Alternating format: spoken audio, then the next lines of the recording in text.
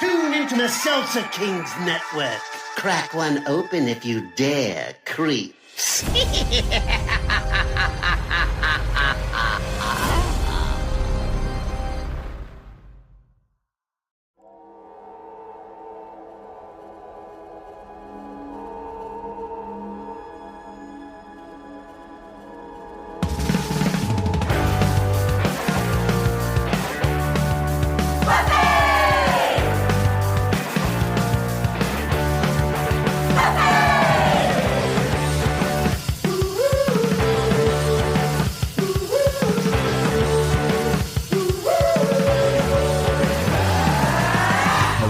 Everybody, and welcome to a special episode of Boys Watching Buffy. We're just two boys watching every episode of Buffy the Vampire Slayer, giving our thoughts, our reactions. We're your hosts. I'm Joe Welke. I'm Vance. And today we're doing a special Season 3 recap episode where we kind of talk about everything Season 3, go over what we liked, what we didn't like, where we think the show's going to go from here, and all that jazz. Yeah, we got a special freaking shout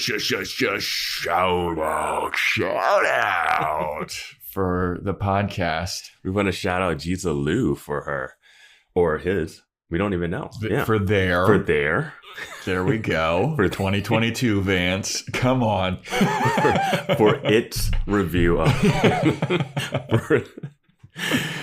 Shout out to Giza Lou for the review on Apple Podcasts. Thank you. Thank you so much. We appreciate it. We love it. We went around and we looked around at some of the other Buffy podcasts and see how many ratings they had. And they're in the hundreds, and we got like 30 or something. Yeah, we're working our way up. We're only season 3. We're only season 3, so we gotta fight these fucking other Buffy podcasts. Everybody, we gotta get on track. There can only be one. Just like the Slayers, there can only be one Buffy podcast. Except when there's 2. Plugs up top. I think we talked about it last episode, but, join our Discord. Join our Patreon, where we will be reviewing Angel for one tier, and then the other tier, you're going to be getting those Angel reviews and recaps. Plus, Vance and I will be reviewing a movie that we see together. And that's the Patreon stuff. Maybe some extra little video stuff in the future. Who knows? Yeah. That's important to do.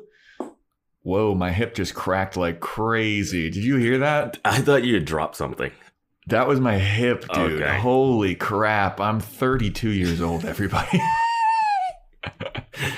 Wow. You don't got much longer then. Yeah, these Buffy podcasts are wearing on the old hips. So join the Discord, where we have a bunch of fun conversations with you all, and join the Patreon. Also, don't forget, I'm doing that half-hour comedy taping with my buddy Eric Owusu, November 1st at 7 p.m. at El Cid on Sunset. Links gonna be in the show notes. Links are in the Discord too. Am I forgetting anything here, Vance, before we get into this recap? No, we got a big season to recap. Yeah, a lot of stuff happening. Some of these episodes, so we do this weekly, and I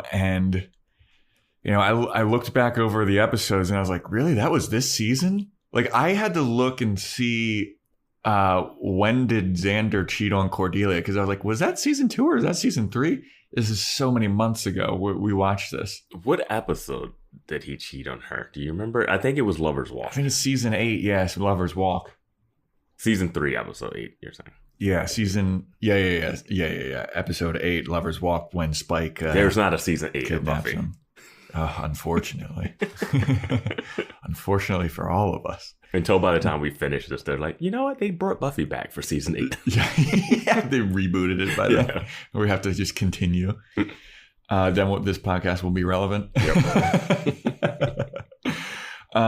So we want to start off the episode here with some corrections and omissions and stuff from past episodes, stuff that we wish we said, or stuff that we had new thoughts on from earlier in the season, like stuff that we were like, oh, I don't know if that was going to happen or if that paid off.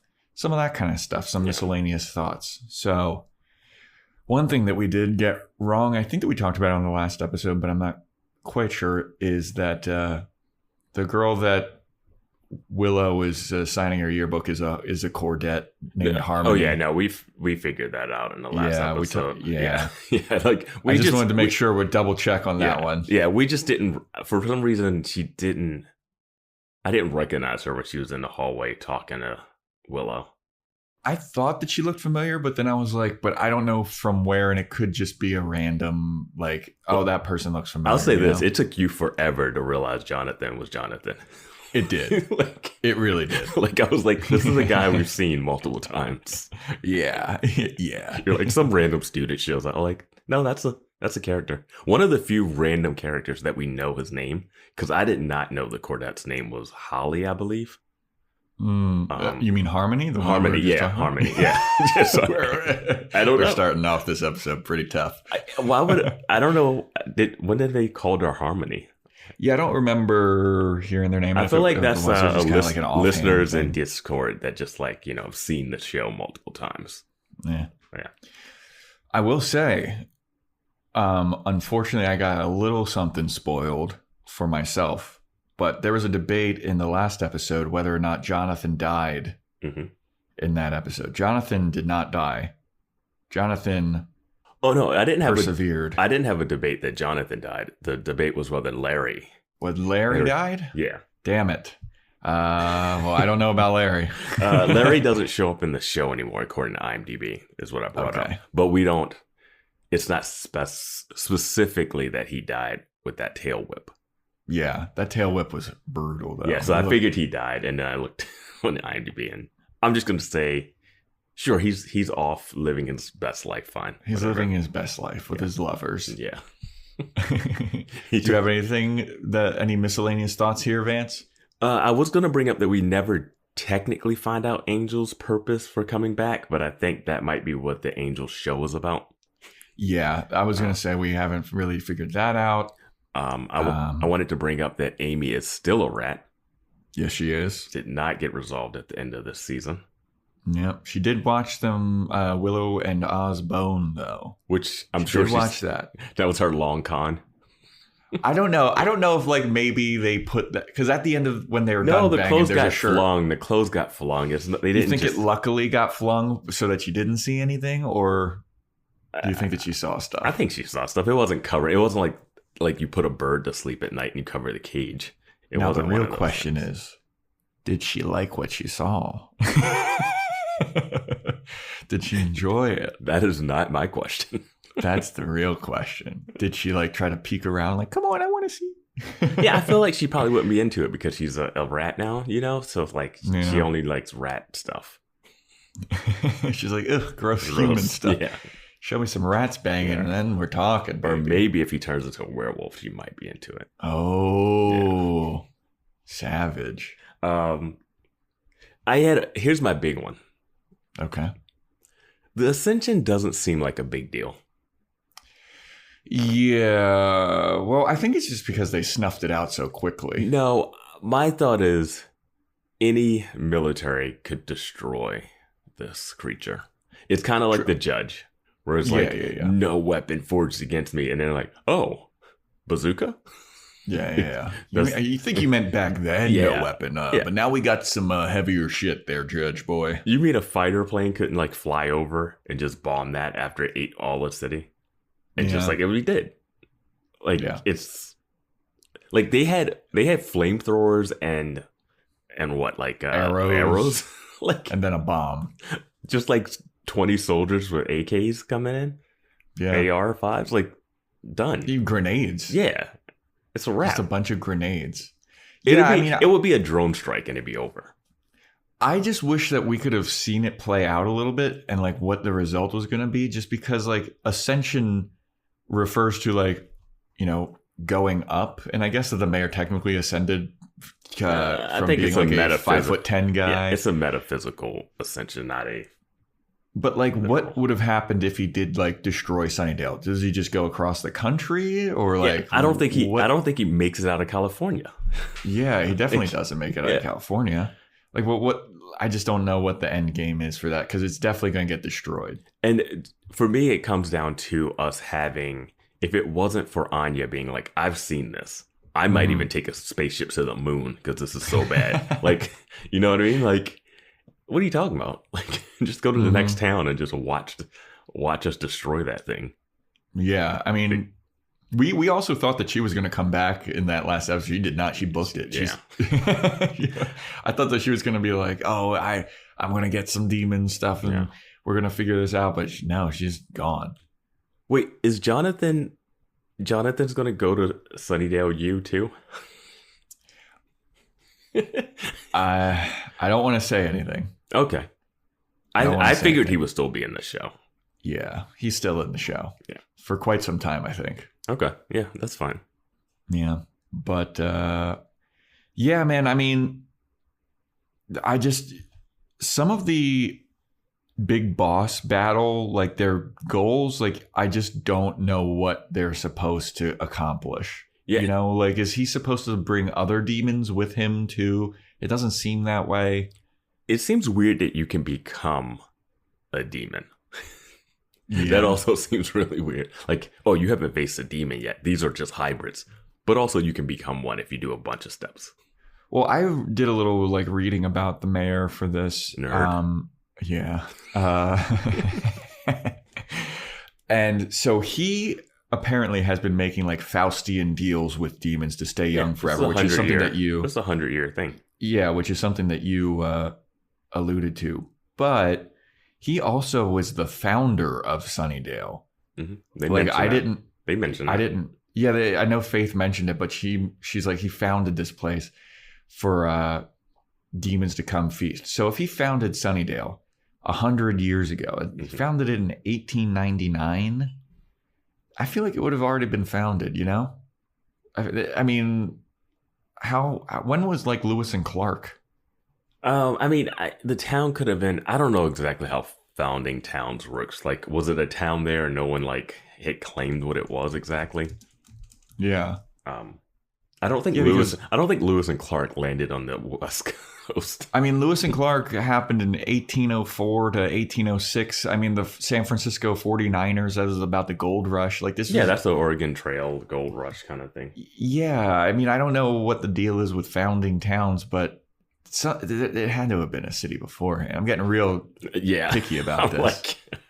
But that's a pretty recent town. I think it's crazy that he decided to found a town, build what he built on the town. Like he built this.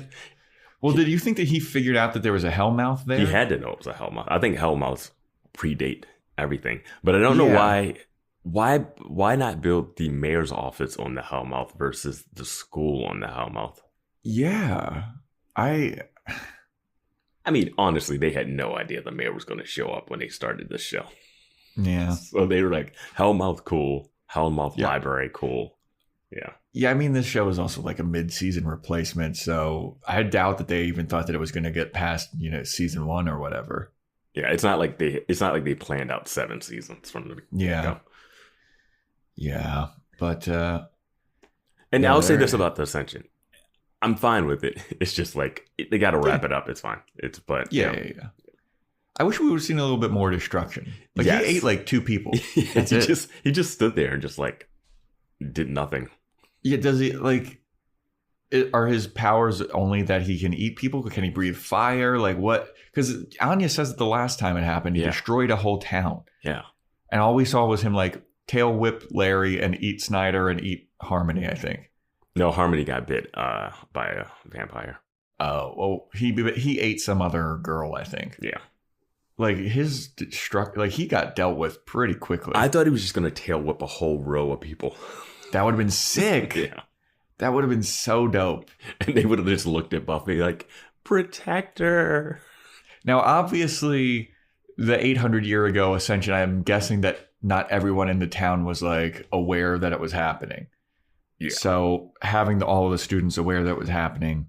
You would still think that a giant demon could beat up a small class of high school like 80 high school kids with really shoddy bow and arrow techniques. Yeah. But yeah. I don't know. There's some stuff that we'll get into later that I would like to bring up, but we could talk about it here. Yeah, but go for I'd rather save it for later. You want to save it? Yeah, your call. I'll save it for later. Okay. What about, you have anything else that you want to bring up? No, I think we can move on. All right, well, we'll move on to our favorite episodes and our least favorite episodes here. And I've got 3. We were doing 3 and 3. There's I got a lot more stuff. I got a lot more of my favorites. Yeah. It was Should hard we start to with pick. the least favorites? It was hard to pick favorites in this one for me. There was a couple of like really standout ones for me that I was like, yeah, this is obviously like one of my favorite episodes of the show as a whole. Yeah, it was hard for me just because some of them were like, oh, I really love this. Like 2/3 of this one. And like, I love this one, but this third of it is really good. You know, there's like... Yeah. But yeah, let's do least favorites first. All right. Let's start with least favorites. I'll go first. One of my least favorite episodes is Amends. Yes, that was my top. The one, yeah, where Angel has visions from the first evil and the, what are they called? The powers that be or whatever. Oh, no, the powers that be are who resurrected him, apparently. I don't know. But the first evil one, it was just like... And then it ends with that snow scene, and it's all about Angel and Buffy romance drama, and I can't live anymore. I don't know why I'm here. And then he tries to commit suicide, and Buffy won't. I was just like... And then they just walk away. Like, it snows, and they're like, oh, our fight doesn't matter. This is This is where they kept having scenes where they would argue or episodes where they argue the whole episode. Something would happen, and then the argument would resolve itself for no reason. Well, that was also when they were on a break too. And then I think after this episode, they're like back together and there's no like, let's get back together. Yeah. Dude was about to kill himself. It snowed. He was like, all right. Yeah. Yeah. And like, because it snowed, there was no sun out, so he could walk around in this. Like, I just did not. This episode didn't do anything for me. Well, I'll say that there was a couple cool things, like the guy talking about how Angel had killed his kids and laid them out for him, how evil Angelus is. And then it also had the really cool, one of the better flashback dream sequences where Buffy is in his dream when he's killing that lady. That reveal was pretty cool. That's like the only great dream sequence of this season. Well, it also had brought back Jenny Calendar for a little bit to haunt him, which was like, that's been Angel's big thing right now. Because he has to interact with Giles and knowing that he killed Giles' lover. Like, but that character never comes back. It's like they leave and it leaves on a cliffhanger like, oh, well, if we can't get him to do this, we'll do it the other way. Maybe they'll come back in the Angel series because it's still unsatisfying though. Yeah. So Amends, that was a big one that I didn't really like. And it was also like their Christmas episode, and it was just not cheery. Like, you know, Christmas episodes are like cheery and goofy, I feel like usually. You want it to be like Halloween, where they should just be elves running around or something, you know? Yeah. Like, I don't know. Yeah, this one was like dramatic and romance drama, and I was just like, It was a Christmas gift to Miss Jenny Calendar. Yeah, you know? There you go. All right, I got one. All right. I think you might have this on your list too. Anne. Yep, Anne is number 2 for me. First way to start the season. Just it was a bummer. Not great. It was a bummer, and like I feel like a lot of the fun of Buffy is the Scooby Gang interaction. And there's no Scooby Gang interaction, and Buffy's just depressed. And they bring back one of the what are those people called? The people from the Billy Ford episode that worship vampires. I forget the name of her, but yeah. But Chanterelle was her name, I think. The lonely ones, the lonely hearts, the lonely ones, or something. Yeah. But yeah, dude, that episode was such a bummer. And I remember we talked about it when we first reviewed it, like, oof, this is tough to do, dude. Like, I don't really enjoy this one at all. Right. This is your favorite season, everyone? Yeah. And then Buffy goes to hell and like has a communist revolt. It was like, it'd be one thing if communism or something was a through line throughout the series. series? Maybe no, I think back. it was just like Los Angeles sweatshops that time period. Like, I think they were just, and it was just really weird the way they fought out of it, and the scene where like people were being old and going to hell, and I think it's kind of like. The weird thing is, it was supposed to be setting up like, because Angel goes to hell and comes back, but no time seems to pass for him. I feel like, time doesn't pass for. It was something like every minute in hell, or every minute on Earth is like 81 years in hell or something. Or there's some kind of time thing where your time is stretched and it makes it seem like more of an eternity or some shit. Yeah, it just wasn't, it just didn't do it. Just didn't do it for him. It was a pretty epic fight scene at the end when she does have the sickle. Yeah. It was pretty dope. That's the shot. That's the shot in the trailer, right? That's the shot in the intro. Yeah. As it's ending, it's her with the fucking... And she looks badass. Yeah. It was a good fight scene. She was kicking ass. And then didn't somebody, the big boss guy, just push him off a ledge? Chantarelle pushed him off. Chantarelle pushed him off. And then I think... they're lifting up the gate, and the gate goes through her shins at the end. Oh yeah, yeah. It's and then she just hops out, and she's like, "All right, good luck, guys. I'm leaving. I'm going back to Sunnydale. I guess LA's fine." Yeah, there's just portals to hell and demons kidnapping people at a blood bank. Vance, you realize that we live above hell right now. We're in the city of angels. We're about to literally watch Angel in Los Angeles. Yeah, I know. Yeah. And I will say this. I'm not looking forward to being back in Los Angeles if it looks like this. Oh, man. Okay. So I'm going to say my third one because it seemed like we were simpatico on those first two. Yeah, we are. If we're 3 for 3, somebody better sign up for our Patreon. If we're 3 for 3, nobody gets a prize. Nobody wins anything, but I will be impressed. Yeah. My third one is Helpless. Ooh. I kind of have Helpless as one of my favorites, but I'm willing to debate it. So I just did not enjoy the betrayal of the Watchers on Buffy. Ooh. And then her running around without powers. And it just led to even more confusion. We were confused about the Watchers before and like, what's their deal? But this episode led to even more crazy speculation about like, what are these guys' deals? How many of these Slayers have they just like killed with this test? Now, I will say, I liked the Kralik guy, but he's just a pawn in this like Watchers game. And I don't know. I just was like, I didn't like seeing Giles betray Buffy because I like Giles so much and I like their relationship so much. I think that's a fair enough reason. I feel like yours is more of a like, I personally didn't want to see this happen, but it's not as much like the episode itself as the episode stunk. Yeah. So for me, all those things you're saying is why I liked it. Like I loved Buffy's like breakdown of Giles betraying her and that like emotional scene. I love the callback, which you reference, of her not being able to throw stuff and then trying to throw the case at him and missing. Yeah. You love the Polaroid of Kralik and the mom. Yeah, the Polaroid was hilarious, but that's just goofy as hell. It legitimately looked like Joyce was taking that picture. The horror house element where they're running up and down through the house and the room full of photos, and then like the twist with the holy water. I don't know. It just really, the only thing the episode was missing that I brought up when we did the podcast was that I would have loved for Willow to be like, this is how we feel all the time. Yeah. Because we don't have powers and we live in Sunnydale. Like every Buffy's walking around like, I can't fucking do this. Like I'm just walking around like a regular person.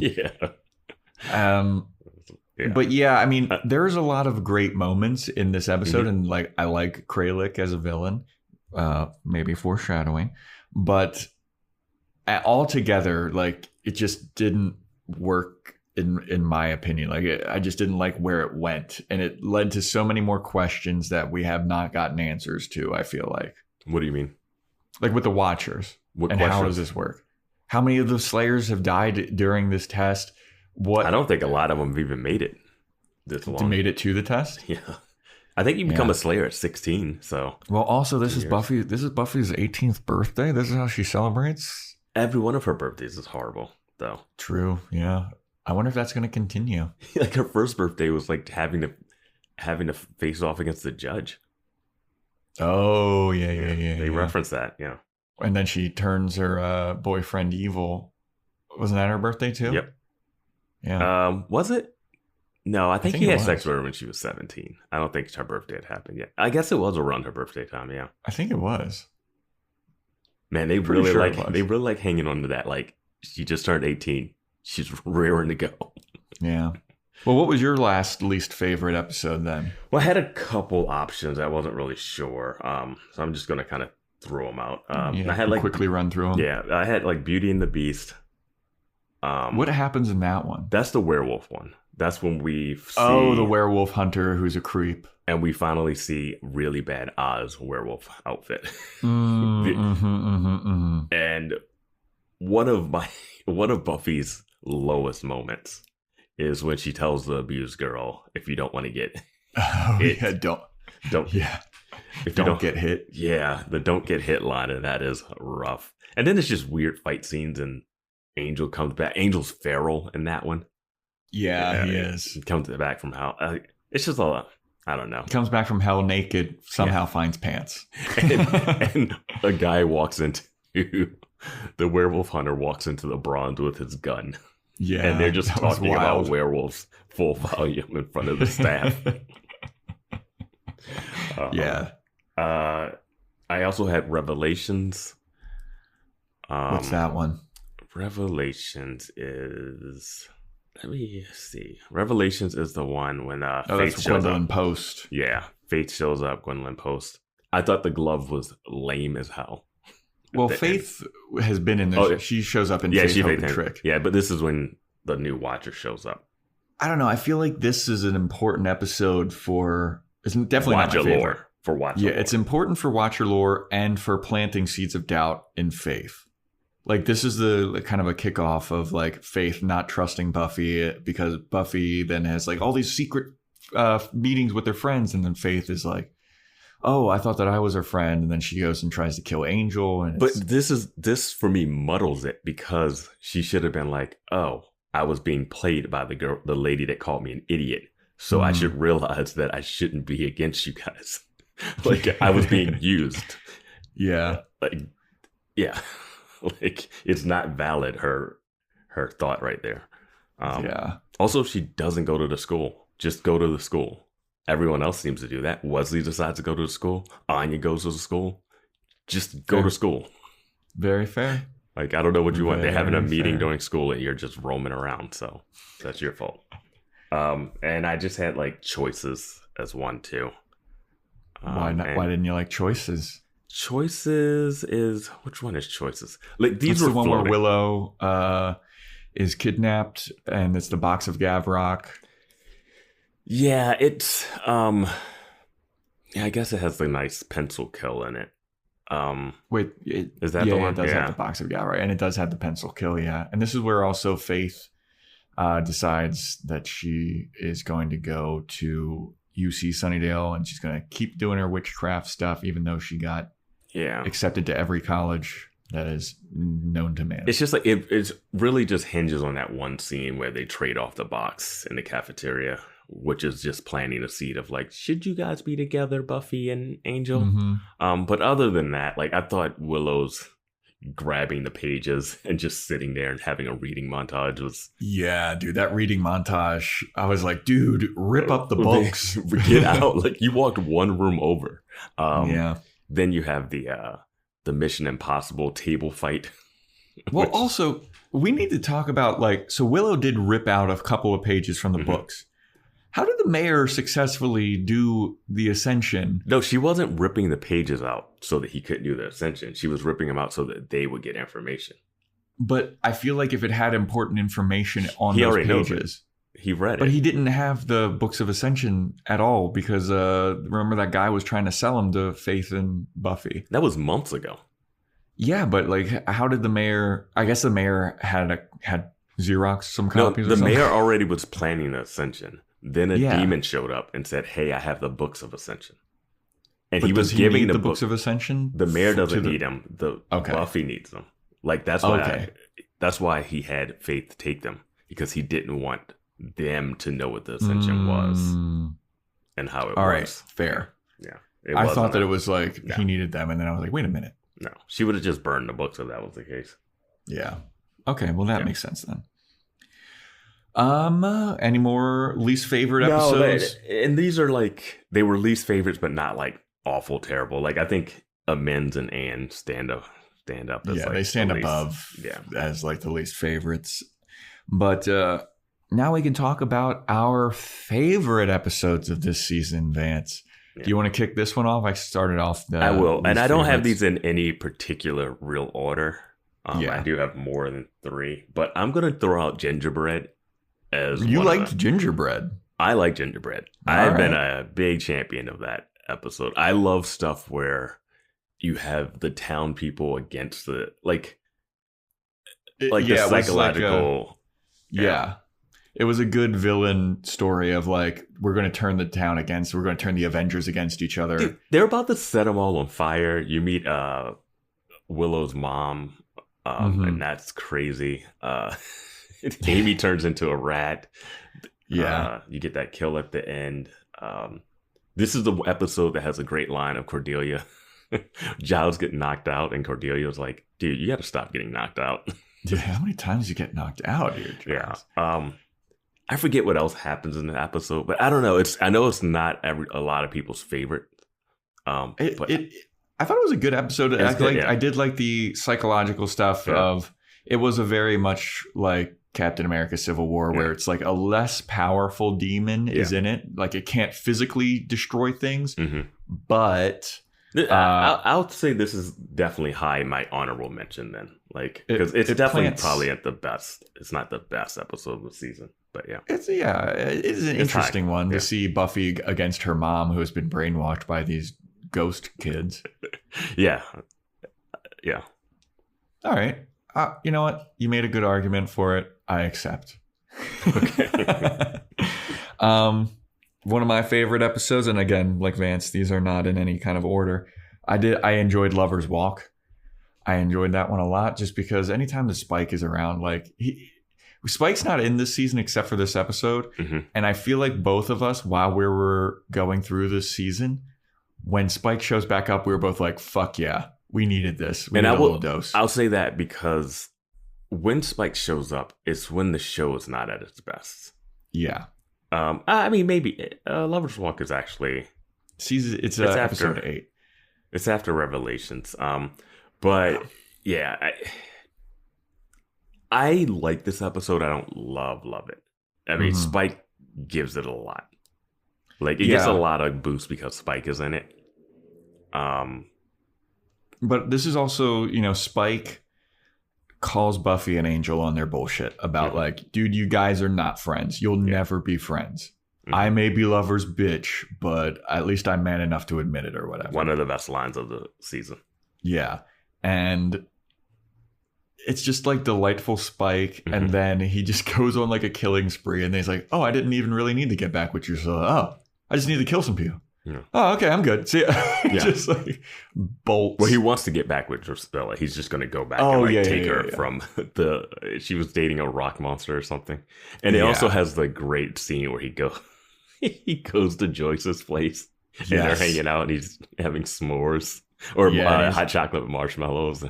And I did love that he repeated the exact same story line for line to Buffy and to Joyce. Like that was so funny. Yeah. But this is also, relationship drama with Xander and Willow and Oz and Cordelia. And this is also where Cordelia, I think, gets impaled. Yes. Which was a big, that was Cordelia's worst day ever. Like she saw Xander, who was a big fat fucking loser, cheating on her with Willow, who is also a loser. Then she runs away from it and gets impaled. Yeah. And she goes to the hospital. And it's crazy that happened to Charisma Carpenter when she was younger in real life. Yeah, and then they were like, here's an idea. How about we impale you? Like, let's relive some of that past trauma. Yeah. That staircase fell apart in the weirdest way possible. And Cordelia landed on the rebar. Why did she have to go why did that have to happen? Because she literally just grabs her side once the rest of the series, and that's it. she's immediately healed afterwards. Yeah. But this also, Buffy gets like really good SAT scores, and then everyone's like, wow, you can go basically anywhere. But yeah, and then this is also Willow trying to quell her desire for Xander, because they have been like getting closer and closer in this, I think. And so now she's trying to do like an anti-love spell to end the attraction between her and Xander. This is where we introduced the magic shop that everyone could just go and buy every item of witchery. Yeah. Like, it's never hard to find anything. Yeah, but I really like this episode. I like Spike. It was a good like dose of, it kicked things up a little bit and introduced a lot of that drama that was going to happen later on. Now I like the prom episode. I like prom. It's one of those ones where like the monster isn't the biggest thing, but I've criticized the teen drama aspect of the show, like just for my personal taste. Like, I don't really care about their like love stories half the time. But this one, I felt like they did such a good job of writing it and portraying it that like when they finally have that last dance, like you get it, you feel it. Yeah, it actually get a little choked up. Yeah, you feel it works and it's done well, and it has one of the best villain origin stories. Yeah. Yes. Yes, it absolutely is. Yeah, and it's just, and her getting the protector moment also is huge too. So you get the protector moment, then, and the realization that the students actually know what's happening, which for me was a huge, thank you. Yeah. The prom episode's a good one. I just have it pretty low on the list just because the villain was like such a dumb. I felt like the villain was, they just had to have the villain in there, but I'd rather them do the villain side like they did on the side, so that you can have the protector moment, you can have the breakup moment, you can have the dance at the end, you can have Jonathan walking in with his date. But this also was the episode with Wesley just being the Giles, like, come on, dude, can I please, Giles, have at it. Gross, Giles, come on. Yeah, Giles, better judgment. Giles, that's your chance to rip into Wesley. Yeah, but no, it's a good episode overall. I think I even said on the actual episode, like, I got a little choked up at the end when it was just like, it was nice. And then this is also where Anya like softens a little bit too, because she's talking to Xander about like, I hate men. Here's all the men I hate. Yeah. Anya asking him out was a really cool, like, oh man, this is going to be something now. Yeah. And then like her just like laying her head on his chest and being like, this is nice. And I was like, oh, okay. Yeah. I mean, I didn't feel like the emotion that you felt, but I understood the emotions that were meant to be felt. So my next favorite episode that I have listed on here. It?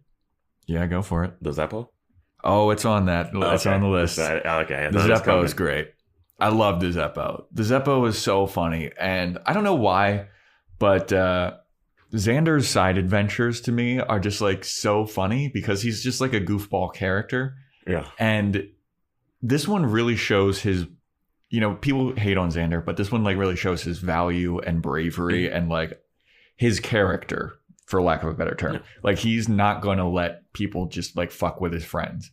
He will sacrifice himself if it means it's going to save his friends, it seems like. Zeppo should probably go into the craziest episode. Yeah. Because it's like, just looking back on it, it just moves at a frantic pace. It's so much happening. There's so many like story threads that are actually being woven. Like, he sleeps with Faith in that episode. Yeah, dude. Yeah. The world's about to end, even more worse than the Ascension, it seems like. Yeah, we had that hilarious scene where Buffy and Angel are like drama, like, I'll sacrifice myself. No. And then Xander's never mind. I love that. I mean, I just think that the episode was so funny, and like O'Toole as a villain is so over the top. Oh, and the car lady, his zombie bros. The zombie bros were hilarious. The car lady was so fucking random. Car lady, she's down for the ride the whole time until she gets to the graveyard. Yeah. I mean, again, like last season I loved Bewitched, Bothered, and Bewildered. And I thought that this is like this season's version of that. Oh, and yeah, I, absolutely. I enjoyed it so much. Yeah. Your turn. Oh, no. I mean, I interrupted yours with the Zeppo. I thought you were guessing that one. You said that one wasn't. No, that's definitely. Oh, that was the one that's you were on picking? my list. Yeah. Oh, yeah. Okay. Well, it wasn't the one that I was going to do next, okay. but. I'm a little torn with Doppelgangland and like the Wish. And I can't separate the Wish from the Discord. And from not the even saying argument from that the we've had. Yeah. I have Doppelgangland as like one of my honorable mentions because it's Willow's the Zeppo. Yeah, exactly. And yeah, it's just like there's a lot of good episodes. Like there's not like I felt like in season 2 it was a little easier for me to be like, this episode is the one for me, you know? Mm-hmm. But yeah, I think Wish and Doppelgangland, just because they're tied together a bit. Doppelgangland has a lot. You get more evil vampire Willow, which is a plus. See, I differentiate the two because I think what the Wish does is it establishes the Wishverse well.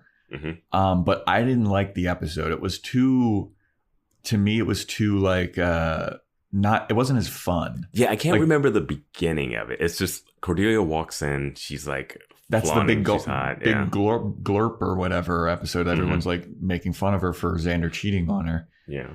And it's just Harmony's making fun. The Cordettes.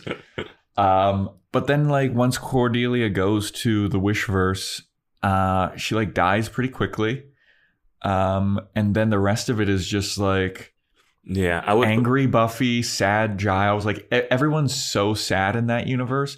And I like that they established that universe in the Wish, but I think that they did more fun stuff with it in Doppelgangland. You're right. Doppelgangland has a lot more fun stuff. You have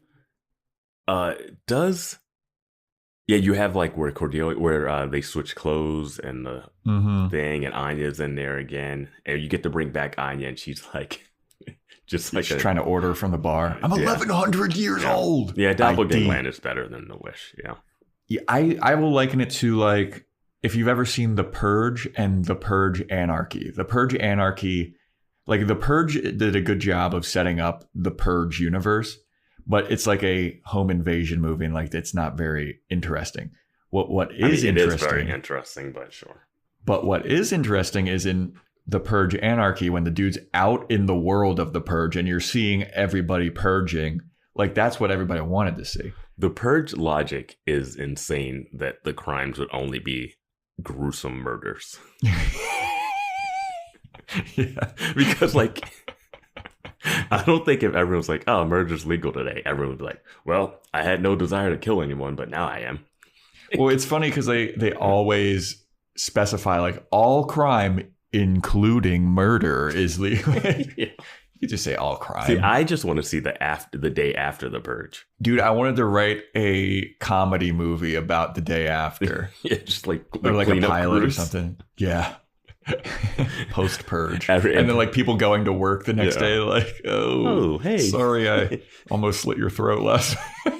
Yeah, too bad the clock struck past midnight, so you couldn't finish strangling me. Let's finish that presentation. Yeah. So that's what I like in like Doppelgangland to with The Wish. I just think that it took what The Wish set up and it was much fun. I'm thinking about it. It's like, Doppelgangland is the one. Yeah. And I also wanted to let everybody know, no hard feelings about this whole Wish argument that I've been getting in. You're for the forever. one And I still believe in future Cordelia. You're the one that's wrong. No hard feelings, everybody. I want you all to know. We just want you to get better.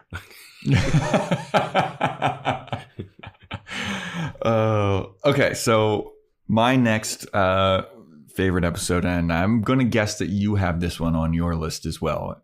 And if you don't, I'm going to be very surprised. I got Band Candy on here. Band Candy, I didn't have on my list. Wow. Okay. I liked elements of Band Candy. I think Band Candy is hyped up because of what it is, but it's in the same what if realm of like The Wish, you know? Okay, fair. Like when you actually think about the episode, what is it? It's like this weird assembly line.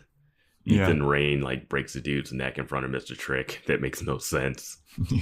And then they're driving around, and there's a serpent monster that's trying to eat babies that the mayor has to like give babies to, and he's wanted to distract them by candy. He was going to distract the town from killing 4 infants from the maternity ward by having them think they're teenagers. Now, granted, I love young Giles, young Joyce, young Snyder. Like, all of that's fun. I think that the rest of it just falls apart for me. I think it's super fun to have those teenage versions of them, Giles and Joyce Bang, and Snyder being like a little punk little bitch boy. And it does have the return of one of our favorite guys, Ethan Rain, who is fun.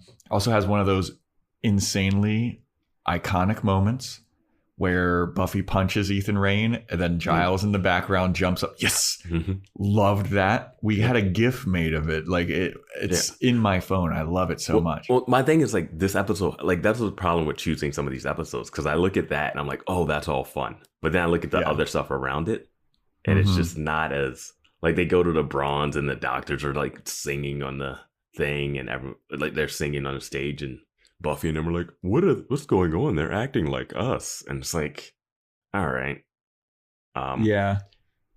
So it just, and then Buffy can't drive, and that's kind of a thing.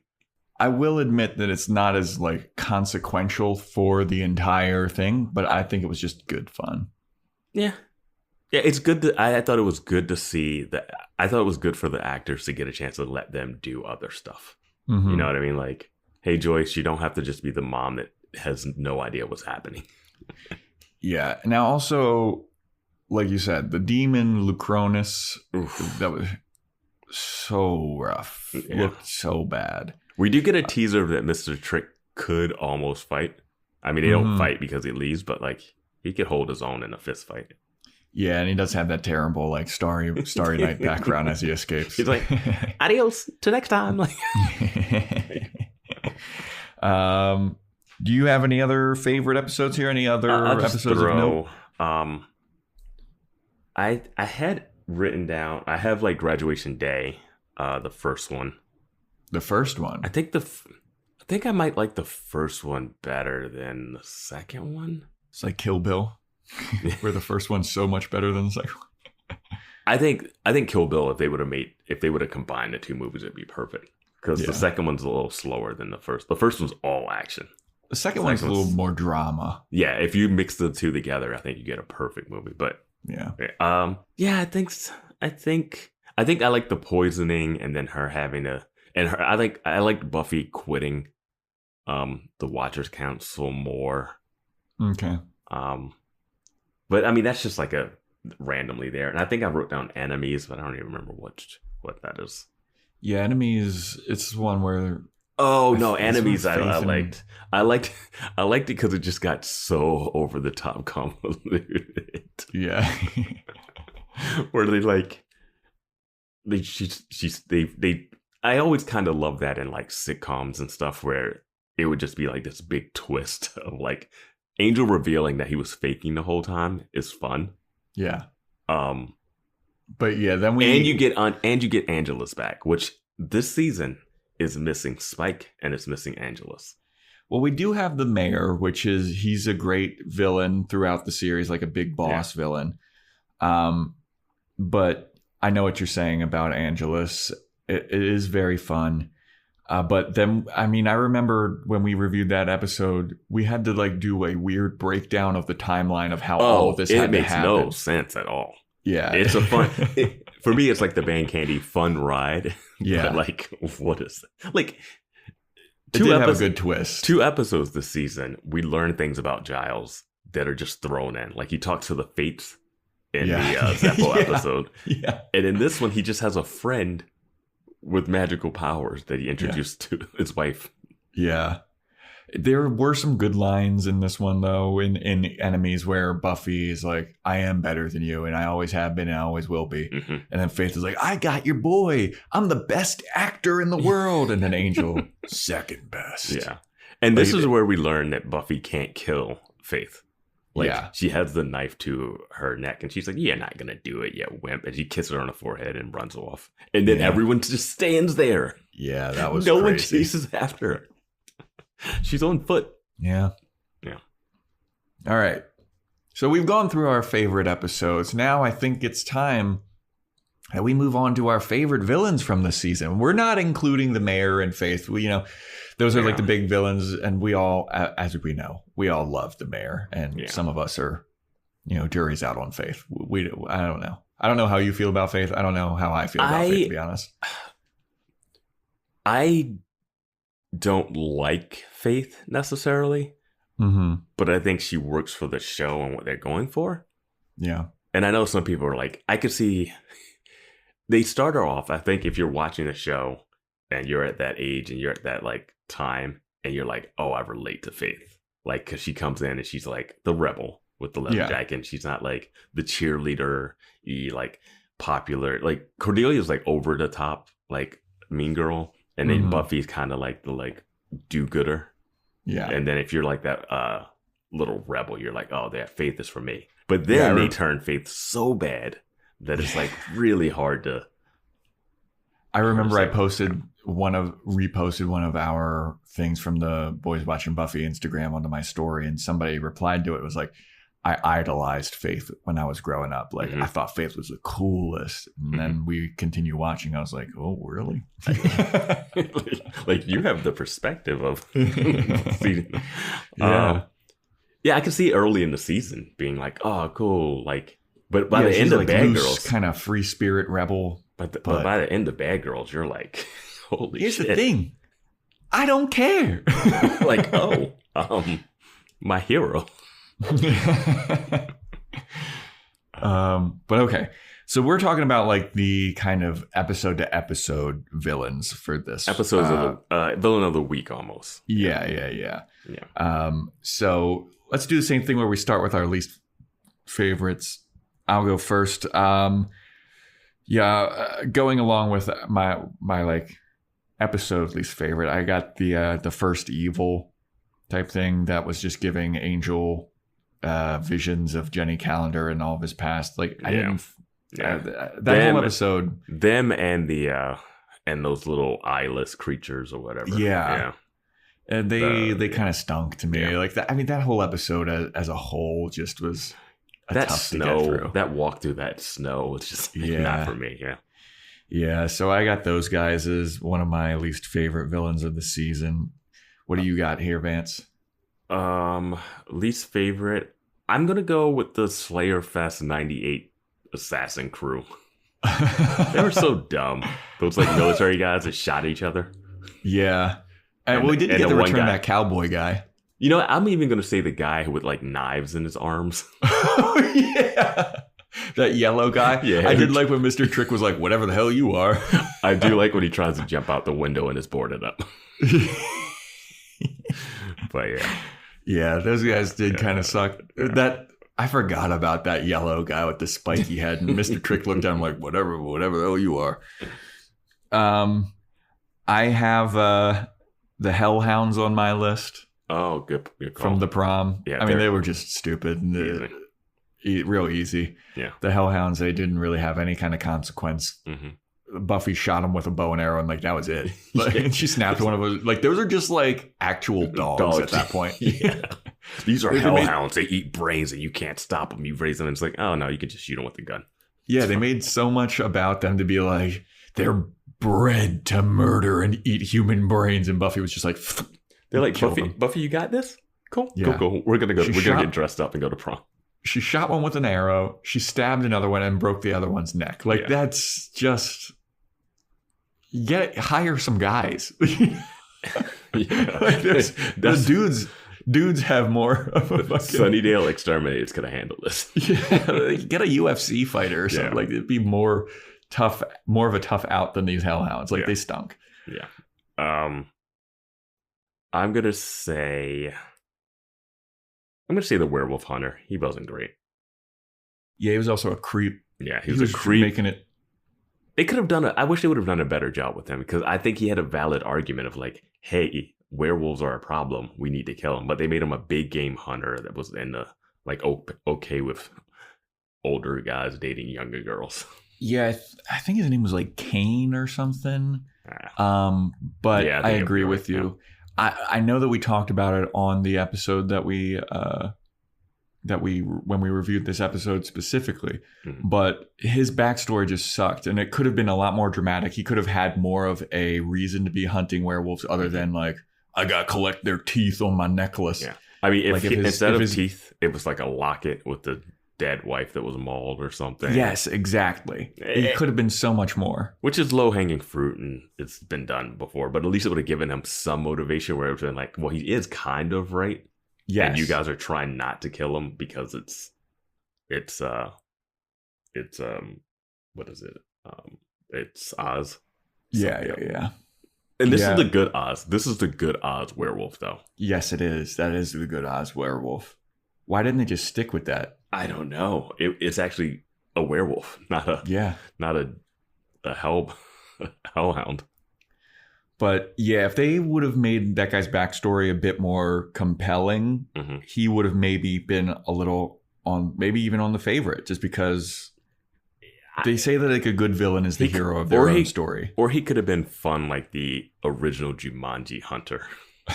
Just quiet and just showing up and trying to shoot him. Yeah. Yeah, I'll agree with you. He wasn't on my list, but you do make a good point about that. The one that I have... but the last one that I have on my list here are the demons from Earshot, the aspect of the demons.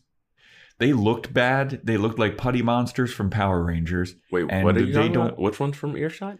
The demons that give Buffy the aspect of the demon. Oh yeah, I forgot that they were even in it. When I was thinking about that episode, I was thinking exactly. You don't even remember that's how Buffy gets brain reading powers. Yeah, because they're in it so stupidly short, and then they like don't even Buffy, show them capturing it.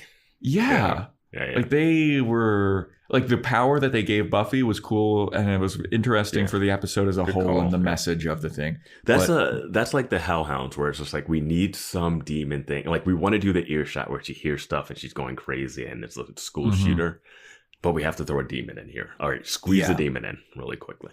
Yeah. I just thought that those guys were kind of lame, and they didn't really, they weren't threatening. Yep.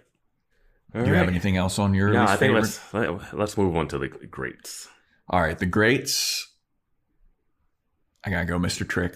Yeah, Mr. Trick's gonna be number one. Mr. Trick was fucking awesome. I do think he could lose some points because he doesn't last long enough. Yeah, fair. He never gets to do anything super great, but he gets extra points for Slayer if that's 98. I just think that like the guy portraying him was a good actor. He is. And he just fucking nailed his like creepy sliminess factor. Yeah, he's in the rehearsal too, that Nathan Fielder show, first episode. I just really liked Mr. Trick. He was like a little slime ball, like wheeling and dealing type guy. He was a different kind of vampire than we've seen previously, I feel like. Yeah. And I really wish we could have seen some more of his stuff. Like, yeah, I don't know. I felt like he was just, once he started working with the mayor, he just became a lackey. Yeah. And I didn't see his motivation for doing it. And yeah, what did he get out of that? I don't know. But he also had a unique look too. Like, he looked different than, not just because he was a black guy. His skin color's different, Joe. But I thought that was a remaster. He was like in a suit, and they were like wild suits and shit. And he had such a like skeletal, evil looking face. And I can say that, and I know that because I have a skeletal, evil looking face. So I can identify my brethren. And he looked evil. He had an interesting look. I loved the way that he like just his vibe about town. Mr. Trick was fucking awesome. And I wish that beat the shit out of Buffy. Dude, that scene is brutal, dude. When he's slinging her around against the like ship by like her neck is tied up, and he just I mean, go back and watch that scene. He is wailing on her. Which begs the question, why did Faith bother killing him when she did? Because then she just aligns with the mayor and she's going to try and kill Buffy anyway. Because... I don't know. Because it was like, oh, she did save my life that one time, even though she's been trying to kill me the rest of the time. Yeah, like she saves Buffy's life from Mr. Trick and then immediately aligns with the mayor, like by the end of the episode. Yeah. And she's like, heard you got a thing. And the mayor's like, well, we're trying to kill Buffy. She's like, oh, well, if you would have just let Mr. Trick go, he would have done that. It almost made it seem like when the mayor said we're going to kill Buffy, but I'm not going to ask you to do it because it's too soon. It seemed like Faith had a look on her face like, oh, I don't really want to kill Buffy. And then later she's like, I'm all about torturing her and hooking up with her boyfriend in front of her. And I'm like, what is happening? Yeah. That's my issue with Faith. Like her character goes 0 to 100 so... I never felt the motivation was there of her like being... It's one thing to be jealous of someone, but you can't come into someone's town who's been the Slayer for 2 years, who created you by virtue of like dying, and then be like, oh yeah, this is my town now. And it's like, is that how all Slayers function? Like, we don't even know. Like, if that's the case... Like, they could have easily had a line where Giles looks in the book and he's like, there was one other case of there being 2 Slayers. And the dynamic is that the Slayer will try to take down the other Slayer. Like, and like you like can only be like Jet Li, the one. or Highlander, which is the original, like, one of, like, head taken off the mortals. There can only be one. Yeah. So it could have been like that. And it would have at least validated, like, why she felt this animosity towards Buffy. But it seemed like she was like, I'm a bad girl. I want you to like unleash your bad girlness too, but not like, I need to murder you and steal your vampire boyfriend. Yeah. So yeah, Mr. Trick, a number one choice for both of us. Who do you have on your list of favorite villains? I got Kralik. He's fun. Kralik's on there. Kralik's fun. He had a lot of fun with the role. His another villain origin story about the mom. Thing that's just really funny, and he's not there a lot, but I like that actor too that played him. I've seen him in some stuff, so yeah. Well, he also had a unique look. He looked different than all of them. You just love bone structure, don't you? He had a different look than all the other vampires we've seen, and he was like in the straight jacket and everything, and he had an interesting backstory. Like, he's a drug addicted vampire. Remember, they were like giving him drugs to like keep him tame or whatever, keep him under their thumb. Like, that's interesting and something we didn't see before. Yeah. And I didn't know that could happen, but, you know, he gets dealt with pretty quickly. But I did enjoy him. And I remember praising him when we did our episode review. Like, so he's definitely up there. Like, he was awesome. So I have one more and then a couple of honorable mentions for this. Okay. So the one more is the vampire versions of Xander and Willow. I have vampire version of Willow. It was just like cool to see the actors get to do that, and to see like, oh, in a different world, Willow and Xander are like mega powerful, like right hand men to the master or whatever. I don't think that should be the case, but fine. Yeah, it's wild that that it is the case. Yeah, but it was cool. I also like their outfits; they looked really freaking awesome. And it was a fun twist on seeing them and what their relationship would be like in the Wishverse or whatever. Yeah. Do you have anybody else on your list? A little honorable mention for the lunch lady, just for that moment. Just for that moment, man. When they lock eyes and he's got the Jello and she's got the giant box of poison, it's just great. Yeah. I got 2 honorable mentions, and one for O'Toole. I liked him. It was just over the top. He's always taking out his knife. Just like, oh yeah. Like on school grounds in front of the Bronx. Like, that guy was fucking hilarious. Yeah. And another honorable mention, this is going to be kind of out of left field, and I don't know if this even qualifies, but I have the Watchers on here. Ooh, I like it. Because of Helpless. It's like they betrayed Buffy, and like their bureaucracy is constantly getting in the way of Buffy, and I just was getting so annoyed by that. And I'm glad that she quit. I'm glad that Giles is out, and they can do whatever they want now. And Wesley was such a little punk bitch. The Watchers served more as like villains to me than they were like helpful, because they refused to help Angel. They didn't want to help Buffy. They fired Giles. They put that. I mean that. Here's the test without here's something the powers. I wanted to bring up. Here's something I wanted to bring up. They fired Giles, and the best replacement they had was Wesley. Like, yeah, she's the Slayer. Like, she should get the best Watcher. Yeah. And my issue is that, like, Giles seems like he's the best Watcher, but they treat him like shit. They don't invite him to the retreats. You know, they always, like, barely take his phone calls. But I'm like, he's the one that has the Slayer. Yeah. I mean, like, it doesn't make any sense. It's like you're a sports agent and LeBron is your client. And you're like, oh, no, like, here's the intern. They'll handle all your stuff. Like, what are you doing? Like, put the best person. Dude, honestly, if she hadn't have turned bad, Gwendolyn Post would have been an even better, like, she would have been better. Because she was strict, but it was like, you're going to become an excellent Slayer under my watch. Yeah. But, like, Wesley was just, like, such a little... And they just let another Slayer just go Watcherless. Yeah, they know that one exists. They suck.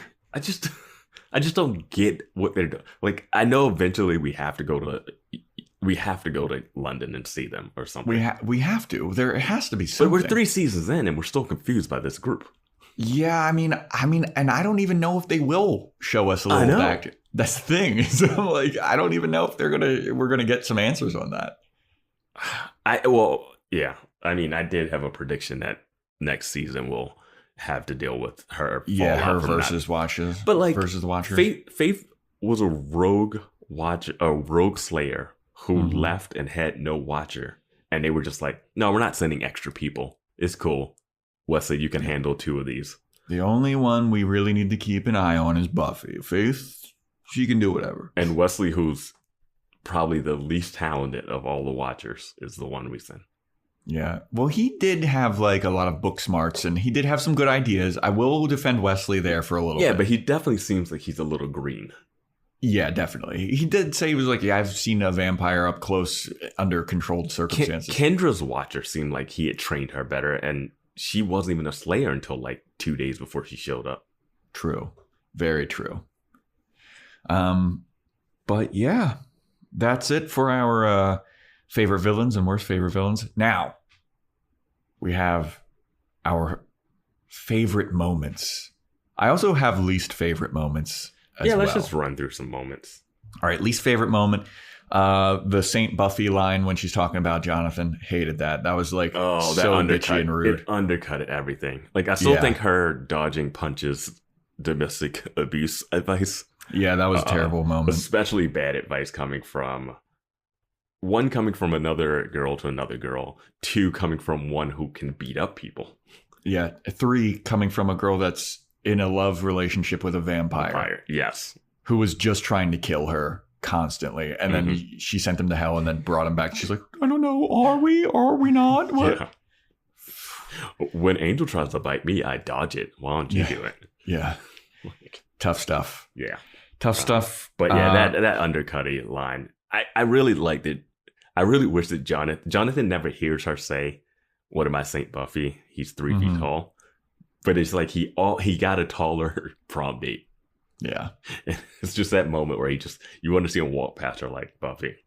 Yeah. Come on. Just kind of give her the stink. I just don't know why they added that, because the really big ending of that was the reveal that she knows that Giles slept with her mom. So I don't know why they made Buffy. Well, they made a whole point of like, everyone's going through the struggle. You need to understand how everyone's feeling. And then it's like, oh, fuck that. He's ugly. The line could have been like, yeah, I think Angel would eat him up. Exactly. Like, that's the way to do it. Yeah. That's the way to do it. Yeah. But yeah, that was a tough one. The whole abuse thing. One of my least favorite moments was Snyder's untimely demise. I hated when Snyder died. We didn't get any questions answered about his role in all of this. It's him dying is fine. It's just like, we built up that he knew about the Hellmouth. He was kind of under the mayor's thumb. Dude, the whole start of the season is him not wanting Buffy to be back in school. And he's like, go ahead, call the mayor. It's like, why didn't he want her in school? What the fuck was his plan? The mayor doesn't even like flinch that she's sitting there casually watching him, knowing that he's about to turn into a demon and eat people. Yeah. Like, I just did not yes. It was a lot of buildup for not a lot of payoff. I do like that Snyder, to his credit, went out the way he always had been. This is unacceptable. Wanting discipline. Order. Yeah. He did his job. And then last least favorite, I didn't like when Angel was like about to commit suicide by sunrise. I thought that was so stupid and dramatic, but that was amends. Like that whole episode stunk. All right. I'll just run through my list. Angel Tai Chi. There were like 2 episodes of Angel doing Tai Chi. Like someone just discovered it in the writer's room and was like, "Oh, he could do that." Yeah, I'm gonna calm my nerves with Tai Chi. Creepy Wesley is the one that I did not like. Didn't think we needed that. We could have definitely had him just be like, or Cordelia flirts with him, he doesn't flirt back. Not him just like tripping over himself about it. Yeah, choking on a burrito, being like, "What smart." The Bad Oz werewolf costume, terrible. Just looks like a monkey. It just didn't make any sense. He's running on all fours like that, like in a hop way, not like that was tough. Scott Hope. Poor Scott Hope. That guy got nothing. I was like, oh, he's here. There's going to be like a prom thing. There's going to be graduation issues. There's going to be homecoming. Like there's all the dances. Yeah. And he breaks up with her during homecoming, and that's about it. It was like such a forced, we're going to have some drama between Scott and Angel. And then like they don't even meet. Now, to be fair about the show, I don't know if there was an issue with production and the actor and they didn't like the actor or any of that stuff. Like I don't know anything about behind the scenes of why, like, and there's always production stuff that changes things. So we can only talk about the story that we see on screen. Well, we don't even see him again. Like he's not. Yeah, that's what I mean. Like prom, he's not anywhere else. It's like he transferred. Yeah, I mean, I don't know if it was like he got cast in some other show. Like, you know what I mean? Like I don't know if that was something. Yeah. It just seems weird that he had a whole thing set up, and it just fizzles. Well, there was that. It was their relationship was like, will they, won't they? And then they do for 2 or 3 episodes, and it's over. Yeah. It's like what we had all that build up about the Buster Keaton festival for fucking 3 episodes. I had to watch you guys talk about Buster Keaton while she drops a clotted ring and has an aneurysm. Yeah. All right, just a couple more. The cat Faith dream sequence. Yeah, that was very confusing. Very confusing. And the hospital guard also in that, who does nothing. Yeah, the security guy. And the deputy mayor's murder just fizzling out. The unsolved that went murder. Nowhere. Maybe it's the mayor's like, I want to get rid of this Buffy girl, but how can I get her out of here? Maybe the murder that she was involved with. Dude, the lack of follow up on that is crazy. Because I was really into it. Well, yeah, it was dramatic and like, oh shit, they're going to have to answer for some of the stuff. But I guess once Faith came over to the mayor's side, I guess the mayor was like, you don't need to keep looking into this murder, right? Just frame Buffy. Yeah. Also, Faith, when she told Giles that Buffy was the one that did the murder, like that was crazy. Oh, that was that was so low. It was low, but I did love that moment. Then Giles being like, I know she's lying. Yeah. I love that Giles knew she was lying because I knew as soon as she came out of that room that she had told the opposite story. That's how I understand, like, why does Buffy have any, like, oh, Faith, poor girl, I can't kill you. I'm like, she tried to torture you. She lied about you killing someone. She lied about you. She tried to cuck you. Yeah. Like, I mean, and she's murdered, like, you've seen the people that she's murdered. Like, she knows that she murdered that Professor Worth guy. Yeah. I'm like, at this point, it's like, nah, dude, she's bad. Like, yeah, she sucks. Yeah. All right, let's go favorite moments now, though. Okay. Favorite moment for me, one of them is Willow pretending to be Vampire Willow. That was so funny. I loved that. Yeah, that's fun. Classic. You see it coming, you have to do it. Yeah. Yeah. Great. I mean, it was great. Yeah. It was funny to see her trying to be evil and talk like Vampire Willow, because Vampire Willow has like a different talking cadence. Really Very showcases Allison Hannigan's acting, man. She's great in this. Yeah. She's acting while acting. Like, it was fun. I'm not a vampire. Yeah. I also have Jonathan giving Buffy the Class Protector Award. Mm-hmm. That was a pivotal moment because all Buffy wanted was like some recognition throughout this entire series. Mm-hmm. Like, I want to be a part of this high school experience. I hope that nobody notices me. Jonathan makes a point to be like, you think that we don't know you and we're not friends, but we have noticed you. And we noticed that whenever there's crazy shit happening, you're there and you protect us. So here you go. Question about the Protector Award, though. Okay. Why is it an umbrella? Are you a fan of that? And it's like it protects you from the rain. We're in Sunnydale, California. Is it supposed to be? It's supposed to be Santa. Is it supposed to be San Francisco or Santa Barbara? Sunnydale. If you look up on the Wikipedia, they say it's fictional, but the actual Sunnydale is right by San Francisco, so it does rain there. But I thought it's supposed to be more like Santa Barbara in the show, which it doesn't rain a lot.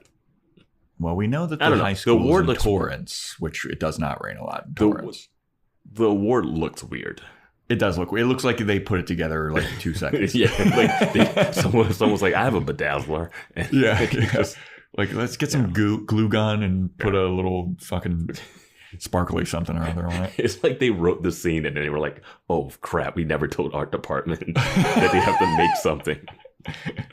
Yeah. What do you got? Yeah.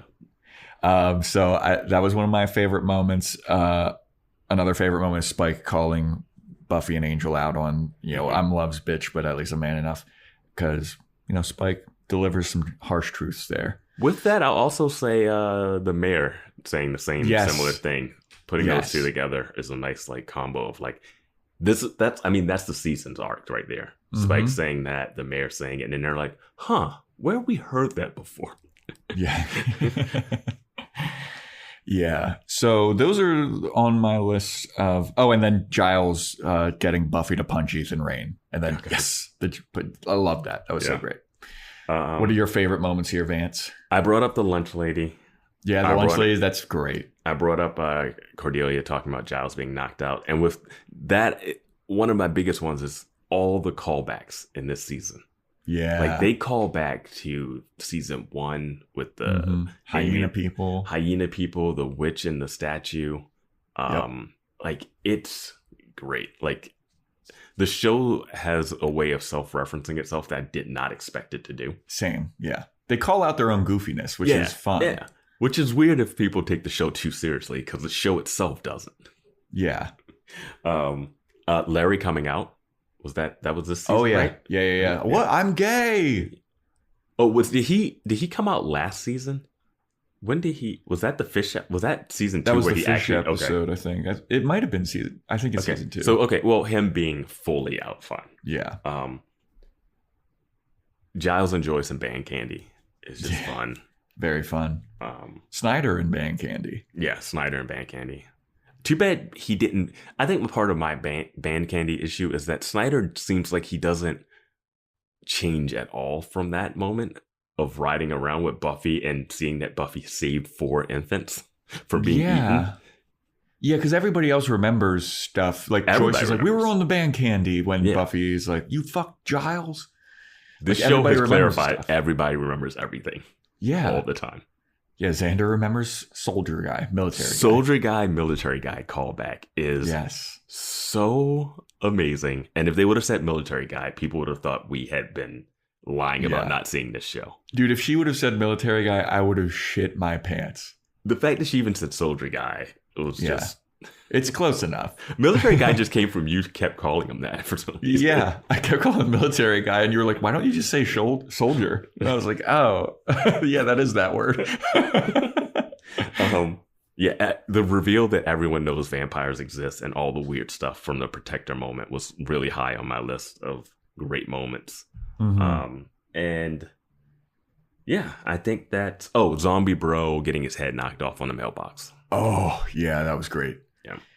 Dude, also, I think that somebody sent it to us, but the song from the Zeppo episode is so fun as well. I think it's called Bomb or something. But but it was such a fun, like, like fun, spooky song. Like, I feel like you could play that around Halloween and get away with like, oh, this is a great spooky song. Yeah, Zeppo and Halloween episode are like a great Halloween double watch. Yeah. Yeah. Okay, so we went through our favorite and least favorite stuff. Now we got to go talk about how the characters started, where they ended up, and are we going to do likability rankings for all these guys too? Do you want to do? I mean, I'm looking at the time. We still got some listener questions to get to. Yeah. We still got the Joe's Fashion Corner, best and worst dressed. Yeah, the best dressed, worst dressed, and awards. We still have predictions to do too. Yes, we do. So I think we can. I don't think we're going to rank I don't think ranking likability. Somebody wanted us to do power rankings, which I thought was interesting. Like who's strongest? Who's like most powerful of the gang here? Buffy? Which I thought was really obviously. Yeah. But like Buffy versus Faith, Willow has witch powers and stuff. I think Willow's more vital to the team now because she has witch powers. She fills in for Amy the Witch and Jenny Calendar, and she also is basically a watcher, and she can do watcher stuff. Yeah, so I think she's pretty high up on the power rankings. It's like Buffy, Willow, Faith. Well, where's Angel then? Like Buffy, Willow, Angel. Then maybe Faith has power, but I'm just leaving her off this list. I'm sticking with the core crew. The core crew, okay. Yeah. I would say, okay. Xander's obviously at the bottom. Well, Cordelia's way at the bottom. Yes, Cordelia's at the bottom. Way at the bottom. Xander's above Cordelia. Then Giles. Giles knows witchcraft stuff too. We've seen him. Yeah, but he doesn't have the witch powers that Willow has. So he can't be above Willow. Well, he does do like a ceremony that he wouldn't let Willow do, but I think that Willow is still fucking up some of the witch stuff. Yeah, but she also figured out like how to save Angel. Like, do you think that Giles could turn Amy back from being a rat? Sure. If they could send someone back to a fictional time that they didn't understand existed in the multiverse. But can Giles float a pencil? We haven't seen it. Yeah. We have seen Willow float a pencil and kill a vampire with it. This is the ranking, I'll say. It's all right. Cordelia at the bottom. We're starting from the bottom to top. Cordelia, Xander, Wesley, Giles, Willow, Angel, Buffy. No, Angel, Willow, Buffy. Okay. I think we have come to an accord. Willow, just because of her watcher training, trumps Angel. Because he hasn't become Detective Angel like I assume he's going to become next season. Well, it seems like Angel has knowledge of a lot of the stuff, though, too. Like, he does. Whenever Buffy's like, I think I'm dealing with this, he's like, oh, yeah, the aspect of the demon. I know about that. His information is just, like, so randomly plot-driven. Like, sometimes he knows shit, sometimes he doesn't. Yeah. And it's just like, sure, he knows this right now.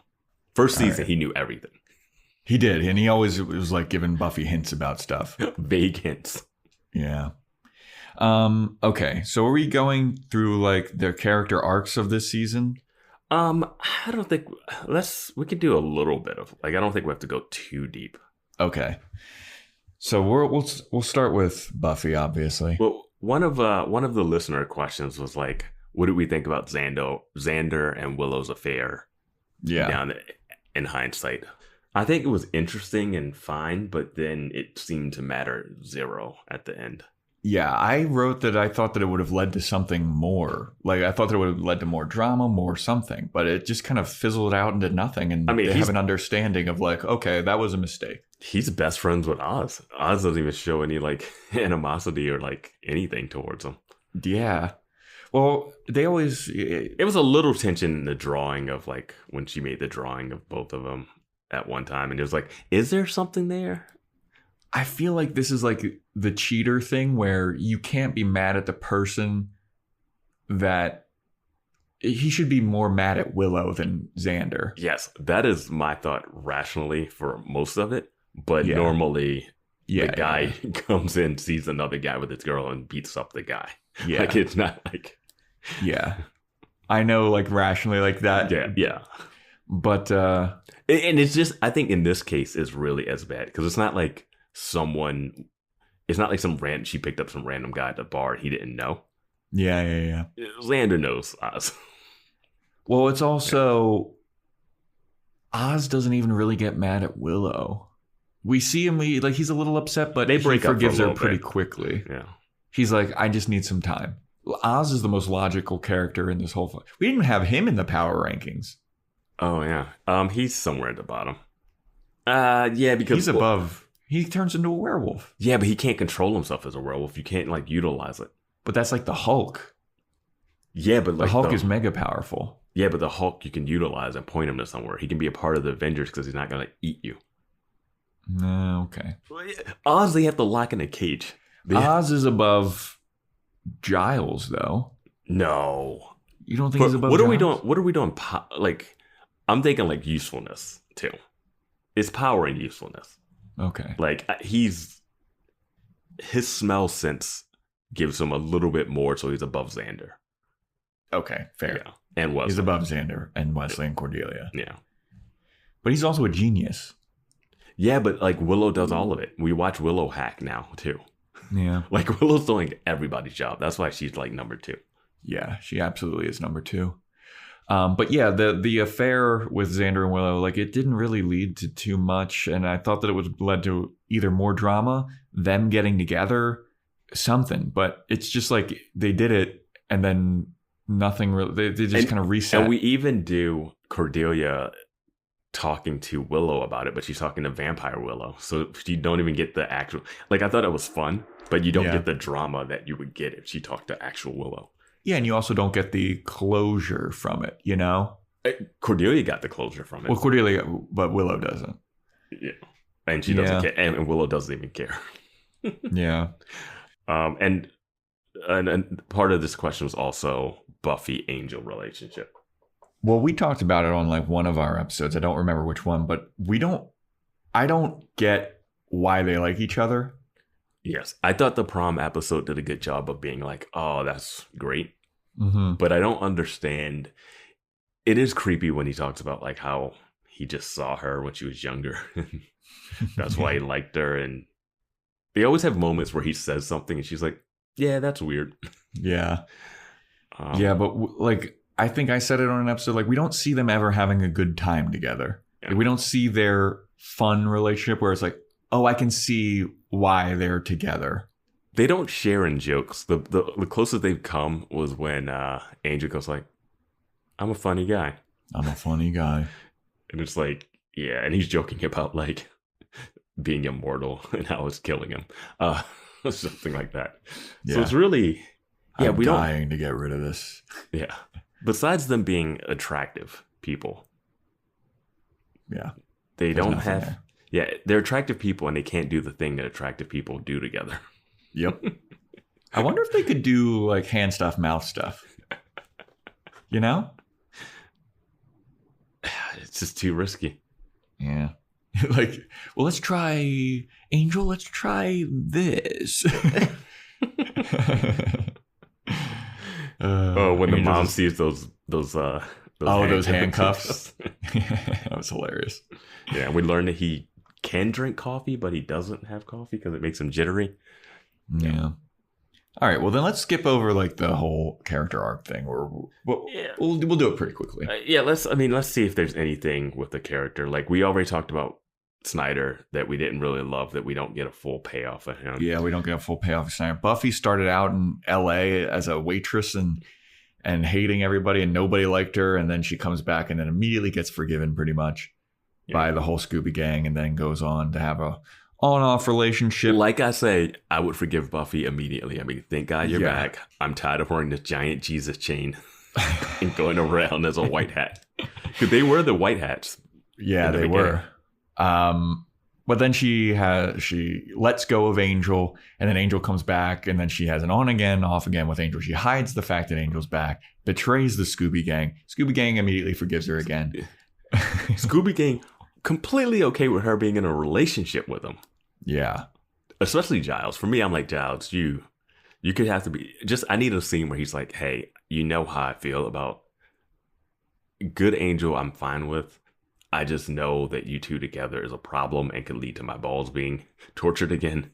Well, he does have that scene where he sits down with her when he's like really pissed and she's like, oh, thanks for getting everybody away from me. And he's like, I just want to remind you that he killed my lover and tortured me for hours for pleasure. Like, this is not okay. Yeah.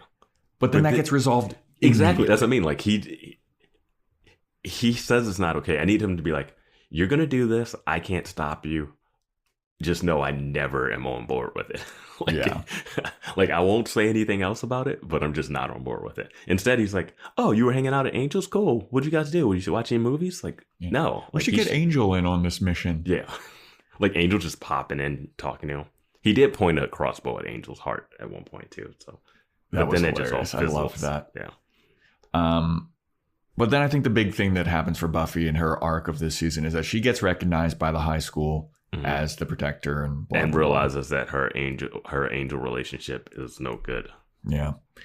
Angel started out in hell and gets brought back for unknown reasons. On again, off again with Buffy. He's emo, he's suicidal. Then he gets a kind of a purpose or whatever. And now he's leaving the show. Xander and Willow have like really interesting arcs. Yeah. In this season. Like, Willow really comes into her own with the witchcraft, knowing she knows what she wants to do with her life. Mm-hmm. She has like guidance. Xander is still a little aimless in life. He's thinking about road tripping it or whatever. But they both lose their virginity this season. Yes. And Xander has military guy training, so like he's got to be. I mean, he could easily just go into the reserves if he wanted to. He also, we get big character like decisions. Like Xander proves his usefulness because we have the whole "you're not useful." He proves his usefulness. Yeah. Willow proves her usefulness. She has all of this knowledge. She's a witch and she's learning more witchcraft. She makes a big, bold choice to stay in Sunnydale and fight evil with Buffy. Xander, we don't know what's going to happen. He obviously is like going to stick around for the show, but I don't know how they fold him back in. Well, with this, like Giles, we had in the Helpless episode, which you didn't like about Giles turning on Buffy. At the end, he completely sides with her against the Watchers. So you get a full arc from that, which is like really nice. Well, he starts out, he's the Watcher, and then he gets fired. Yeah. And then now it's like Buffy chooses him over the traditional Watchers Council. She's like, Giles is all I need. Well, she chooses. He chooses to side. They choose each other. She walks away, and he's gonna side. He could try to get back into the fold with the Watchers, but he's like, no. Why would you want to be the part of the Watchers if you don't have the Slayer? If you're a Watcher without a Slayer, what is the point? True. I mean, you don't do anything. You just read books. Yeah, you just read books and like have meetings all day. I guess it's like real politics. Yeah, they suck. Cordelia. Yeah. She has quite an up and down roller coaster of a thing this season. Because she starts out as a part of the Scooby Gang fighting in the White Hats. Xander, hard. In love. Then gets cheated on. Hard. Stabbed through the gut. Hard. Then she just kind of disappears, I feel like, for a little bit. And she has like cameo appearances just to like shit on Xander. To be like, you're useless and I hate all of you and you all suck. But then in the end, she's kind of like, I need to align myself with these people. There's a lot bigger shit going on at play. And also, I want to fuck the new Watcher, Wesley. Yeah. Yeah, the whole like her about Wesley thing would make more sense if she was doing it to make Xander jealous. But she's not. She just thinks he's attractive. Yeah. And then they just have like this weird between scenes. You're like, are they talking on the phone and making dates? Are they going out? Like, it's hard to say what's happening. Well, I have to say Xander's love life goes through crazy shit in this one because he starts out with Cordelia, hooks up with Willow, or makes out with Willow, and then by the end of the season, he's like doing stuff with Anya, and like I don't know if that leads to anything. He bangs Faith. Like, what the... Dude, that guy's romance is all over the place. I think it was in season 2 when he's like, my life is complicated. Yeah. Because he had a moment with Buffy in that one. Yeah. So, I mean, that's pretty wild for everybody. But yeah, those are like how all the characters kind of like stack up. And Angel gets a spinoff. He gets to Angel gets a spinoff and Cordelia gets to join him. Yeah. All right. So now it's time for me to hand out my... Should we do favorite slays before you go into the best dress? Okay, we can do favorite slays. Actually, no, let's save that for the listener question. Let's do that. Okay. Yeah, let's do the listener questions kind of in order here. Yeah. All right, so I'll give out my best dress, worst dress. Worst dress, unfortunately, got to give it to Willow. Willow has some rough, tough outfits in this. Like just so many patterns clashing together. Mm-hmm. So bad. So many fuzzy textures and stuff that just are hard to look at, and imagining wearing them gives me goosebumps. Mm-hmm. So bad. Additionally, I want to give a worst dress to Buffy's Jackie O outfits, her apologetic outfits from this season. Those were so weird. It was so weird. It was like, did you think this was going to get through to Faith if you dress like what you assume her mom dressed? Like, what is this? I had no clue what was going on with that. And every time it was like, out of nowhere, why does Buffy even have this? Like, this doesn't seem like a teenager would have. Like, it was so bizarre. She raided Joyce's closet. Yeah, it's like, Mom, we're about the same size, right? I got to go apologize to some people. She wore them a couple times whenever she had to like make amends to people or forgive or talk serious. And the double-handed on the purse in front of her. Mm-hmm.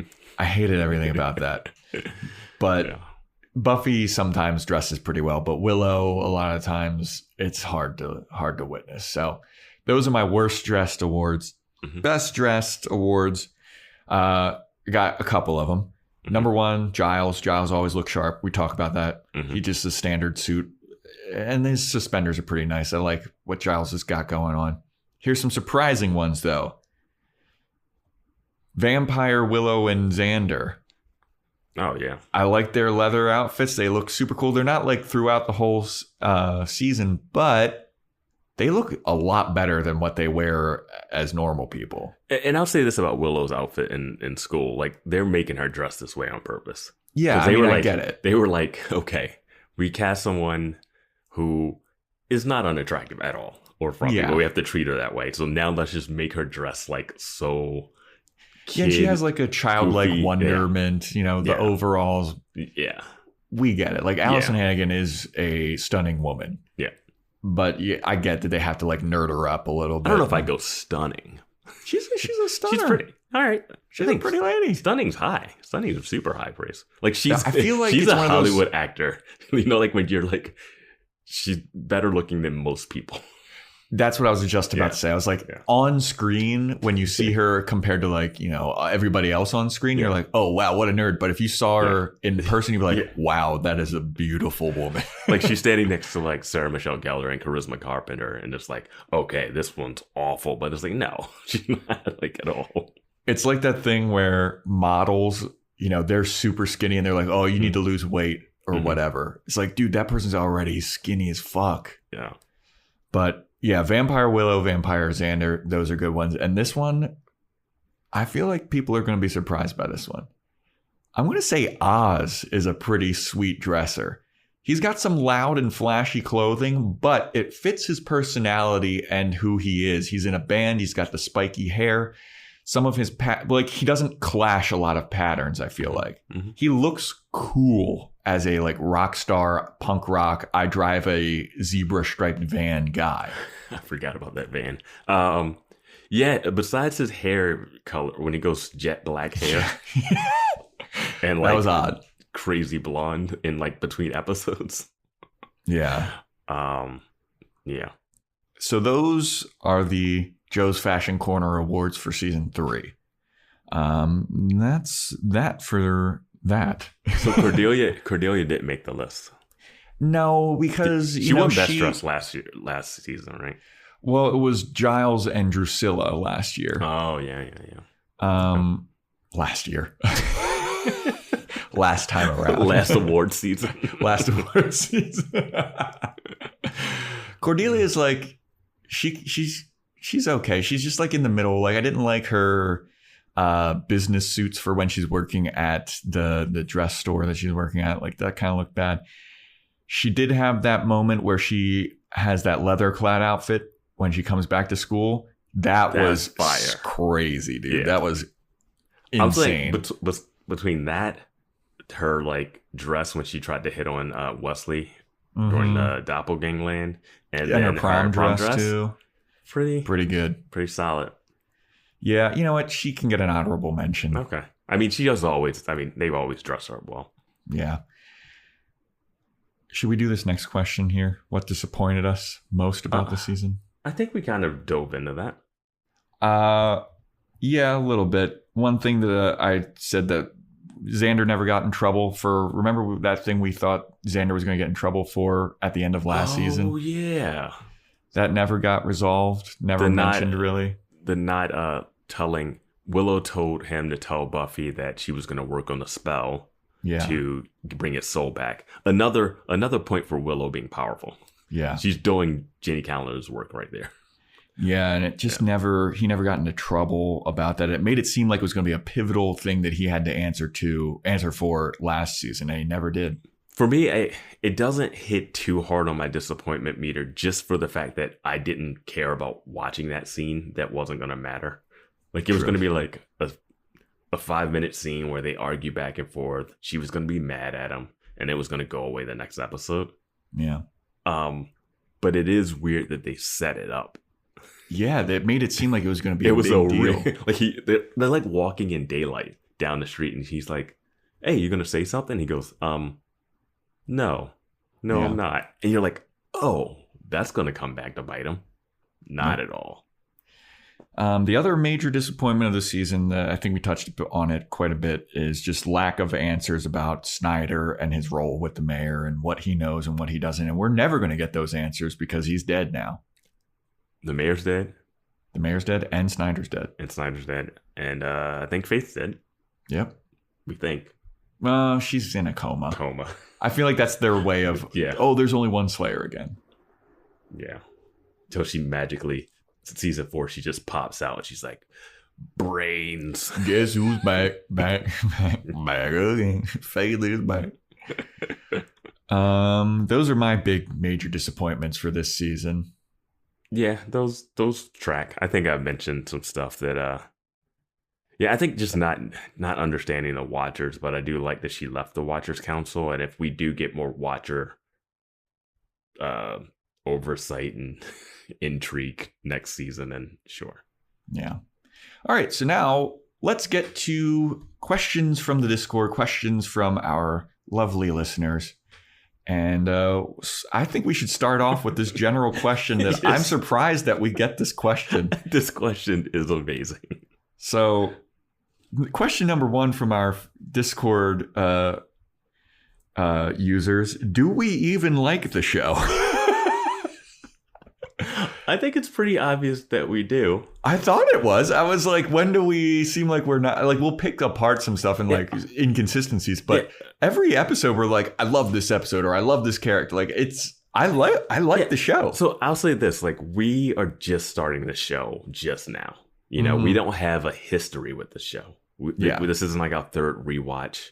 We didn't watch this during our formative years. You know, it wasn't like a life-changing show for us. So some people might have a different connection to the show, obviously. And we just come at the show, like, I come at most things as objective as I can. Yeah. And the show itself is campy, over the top, B horror movie stuff at sometimes. Yeah. And then it has some emotional beats, like in Prom and other things, like moments between Giles and Buffy that are really poignant. But it's a silly show. Yeah. And it's a teenager show. Like, and it's entertaining for us to like point out the fact that students are dying every single day and no one seems to react to it. And it gets paid off at the end. Like, so we don't know that at the end of graduation that every student's going to find out and take up arms against the Ascension Demon. That's a great thing for us to discover as we watch the show. So any critique that we have of the show is just a critique of It's for entertainment purposes. Yeah, just as well. Yeah, we have questions. We're curious, and yeah. We are enjoying the hell out of the show. Is what I'll say. We do like the show. If you want to listen to a podcast where we don't enjoy a show, check out our previous podcast. Boys Watching Girls. It was good. I'm just messing it up. But there's not as much joy. There's a completely different show than Girls. Yeah. I mean, this question has come up like 2 or 3 times on our Discord. Like, do you guys even like? I thought that we were like coming across like, yeah, we do love this show. I said I like gingerbread. There's sometimes I like gingerbread, the episode people don't even like. Yeah.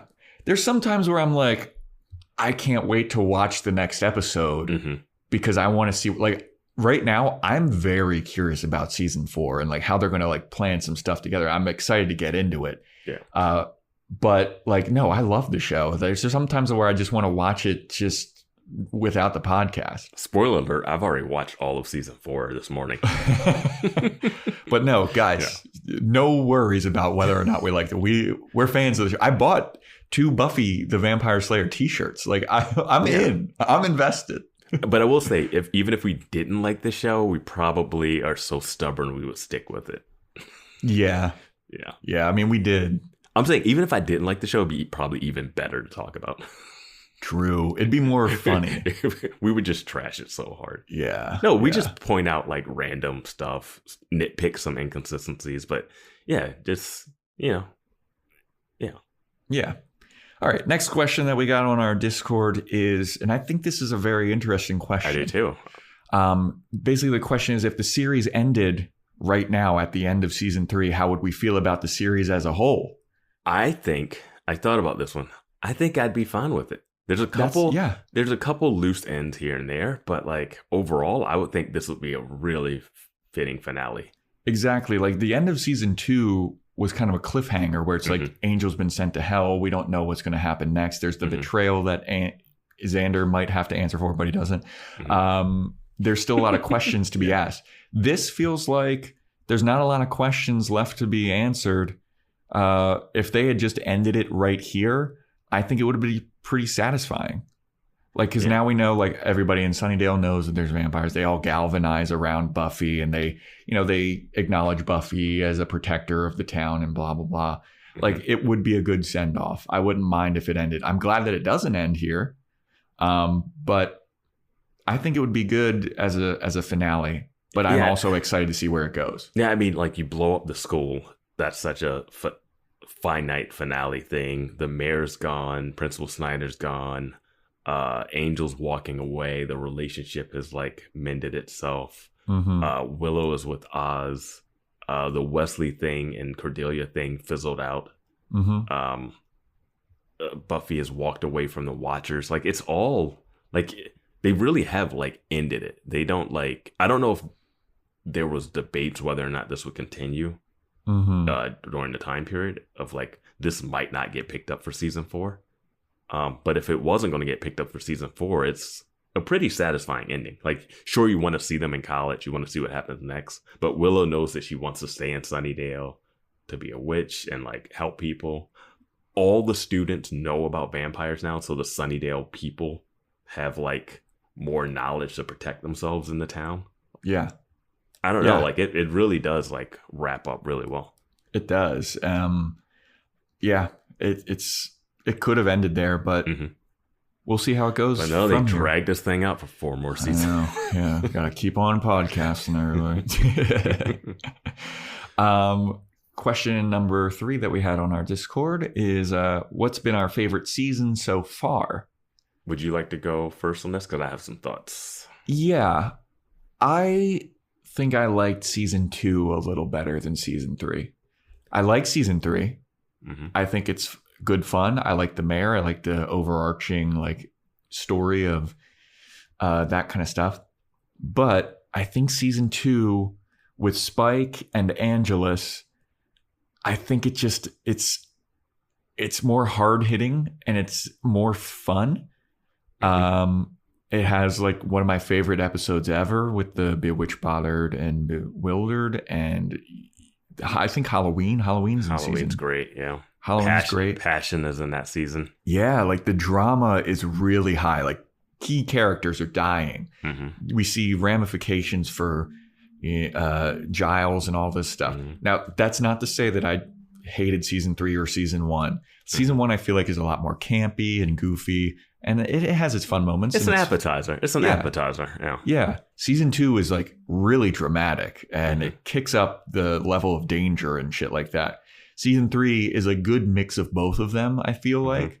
But I think I'd just lean a bit more towards season 2 so far. Yes. I am with you on that, and mostly for the same reasons. Yeah. Because I was thinking this season, you get Mopey Angel, which we've never been the biggest fan of. But season 2, you get Angelus for a long time. That Passion episode is amazing. Yeah. Like, School Hard, you get the introduction of Spike.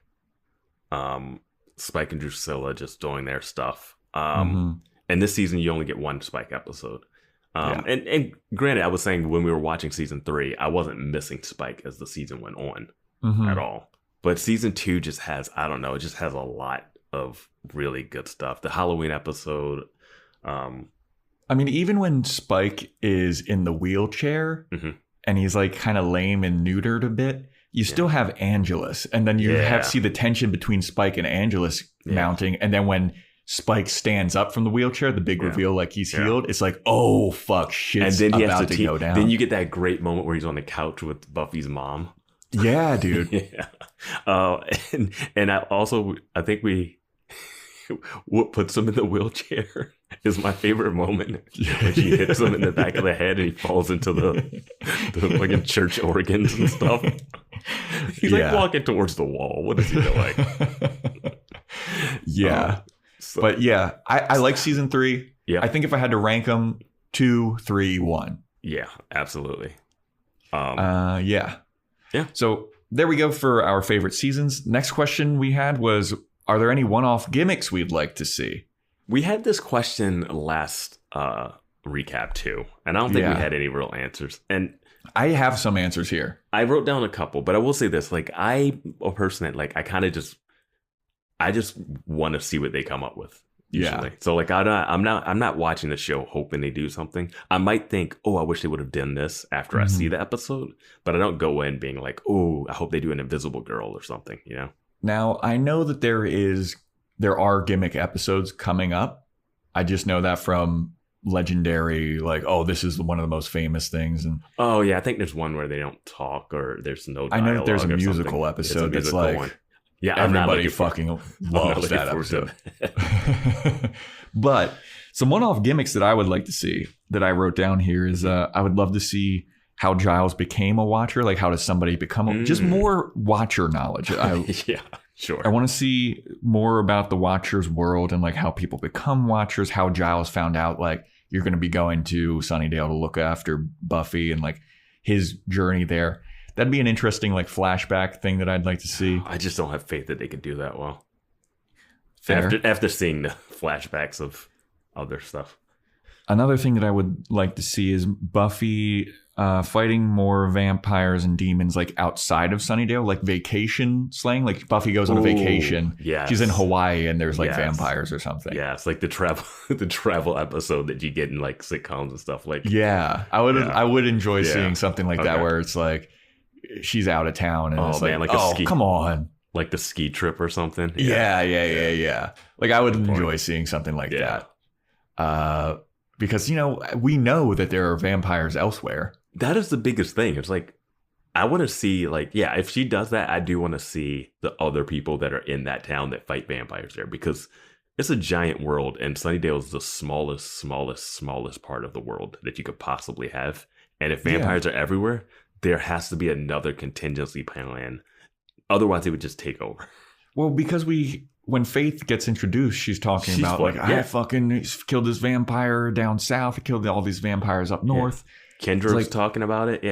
Yeah. Like we know Spike and Drusilla are somewhere else.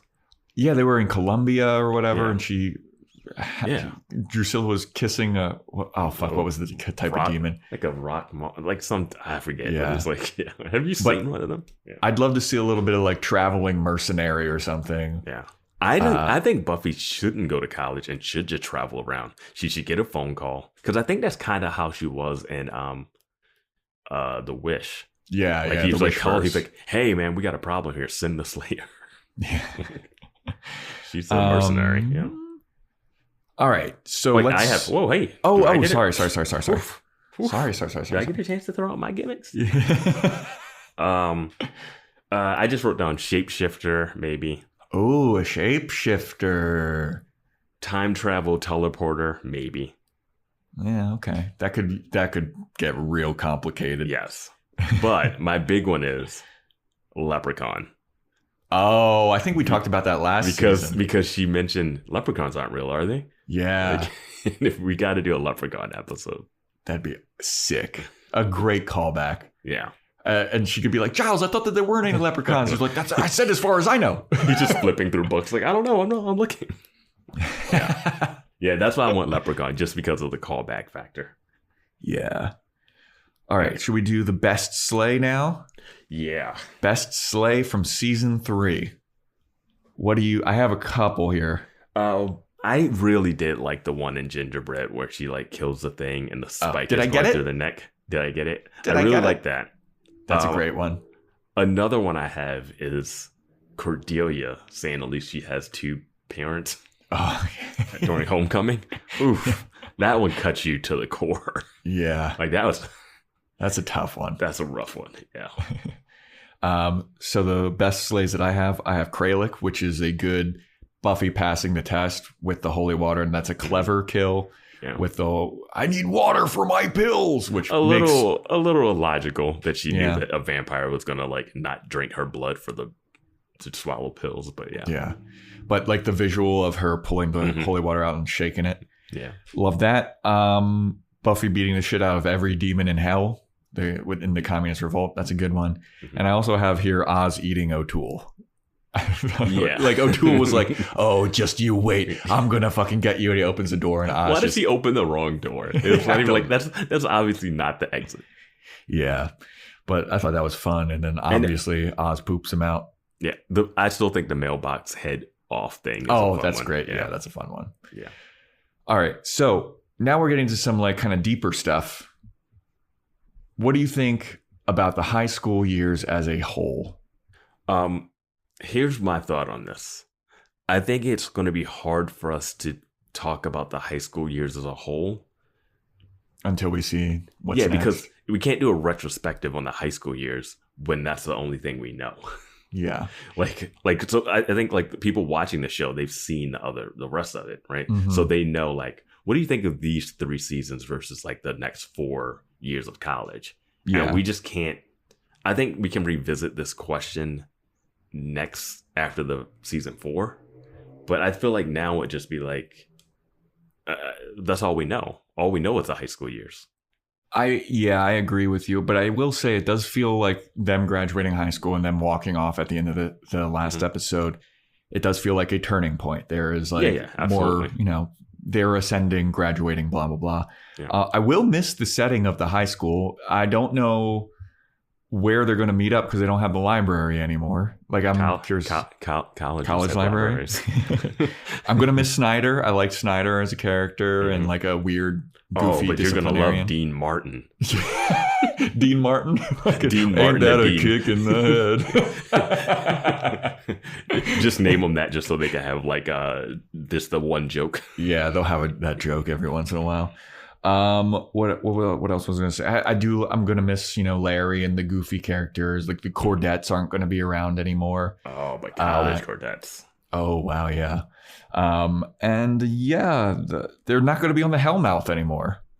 Not directly. I hope Sunnydale doesn't have 2 Hellmouths. That'd be wild. It wouldn't surprise me. Yeah. Okay. So now we can get into some predictions here for season 4. Wait, who's staying and what kind of character do we think will be added for season 4? Yeah. That was one of the questions. Well, we know that Cordelia's gone. We know Cordelia's gone. We know Angel's gone. I'm pretty sure Spike comes back in season 4, which I'm happy about. Yes. I mean, he has to come back because everything I hear about the show and certain things I randomly see, it's like he hasn't done those things. He hasn't even been in these scenes where he's holding that cup of blood. Yeah. So yeah, he comes back. I don't know. I've always said I know that there's this one major character that I know of, the actor. I don't know what the character is. I just know the actor. I guess she comes this season. I'm not sure. Do you think that Oz is sticking around? I think Oz is sticking around. And my reason for Oz sticking around would be he stayed back an extra year to be with Willow. Yeah. And he said it was hard for him to get into colleges because he stayed back. Yeah. But this school accepts everybody, and he's still a genius. True. Yeah. Yeah, I don't know what you know what the worst part. You know the worst part is Willow and like Oz going to this school like definitely stopped a couple people from going to this school that couldn't get into better schools. Like someone's going to get into like they filled a roster spot. Yeah, like someone's going to get a chance to go to Harvard or whatever or Oxford because Willow doesn't go, but that person was already fine. This person's trying to go to their backup school, and they're like, sorry. It's also I don't know. I guess that's not really how college works. They don't count it up and be like, sorry. If you get the acceptance, you're accepted. So it's also hard to predict what kind of characters are in. Like, yeah, so I mean, the next question that we have for I do know. Yeah, I do know the kind of character we're going to get are going to be hotter actors and possibly younger.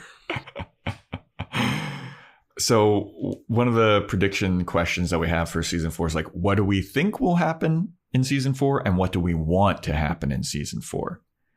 This is where things get interesting. And this is I have to like kind of combine the last question in this one. Because some of my predictions are involving like characters that I think we'll see. So I think since we don't have the library setting anymore, what I think will happen in college is they'll have some kind of like occult club where Buffy joins, and like maybe the occult club people just are kind of way off base on what they think is going on in Sunnydale, and Buffy and Willow join and they kind of like serve as educators to them. Like, hey, no, this is really what's going on. I can see that being an episode. I can't see that being a whole, like the new Scooby Gang. We haven't talked about Giles. Yeah. My thought is that Giles either becomes a teacher at the college or works at the college library, and we just like run it back. Yeah. They're like, whoa, you managed the library that blew up? Sure. Yeah. Well, he doesn't have that job anymore, I guess. No, he doesn't have that job, and he's not a watcher. Yeah. So. Yeah, it'd be interesting to see Professor Giles. Yeah. I think it'd be funny if he's like professor and he teaches Willow and Buffy and he gets like sassy with them because they're not keeping up with their studies. I feel like there'll barely be any school stuff. You don't got time for class. I also think Willow's going to get a lot more powerful. Oh, yeah, absolutely. I think she's going to become a really key part of this season 4 where she's just like, she's got some real power behind her now. Yeah. I also think that there might be more witches and occult people popping up. There might be like some kind of gang type of shit going on where there's a bunch of different factions maybe. Yeah, I don't know. Honestly, I really don't know what to expect for them going to college. Because it was one thing to go from like season 1 to 2 and 2 to 3 when they were still going to be in high school and you still had the basic setting. But like this is just, I don't know. Like I know I'm going to miss Cordelia. Yeah. We're going to have a new Cordelia type. And it's always tough when you bring in that new one. Like, they managed it with Spike. Like, bringing Spike. But they brought Spike in before we got a chance to really see Angelus. You know? Yes. So we needed, like, an evil one. And then you bring Angelus in when Spike goes because you're like, now we know that we like the evil vampires. Not just the dumb ones that get killed in the graveyard. Yeah, I honestly don't. I don't have a prediction of, like, I think that the Watchers are going to try to get Buffy back in the fold, and that's going to be a big bureaucratic thing.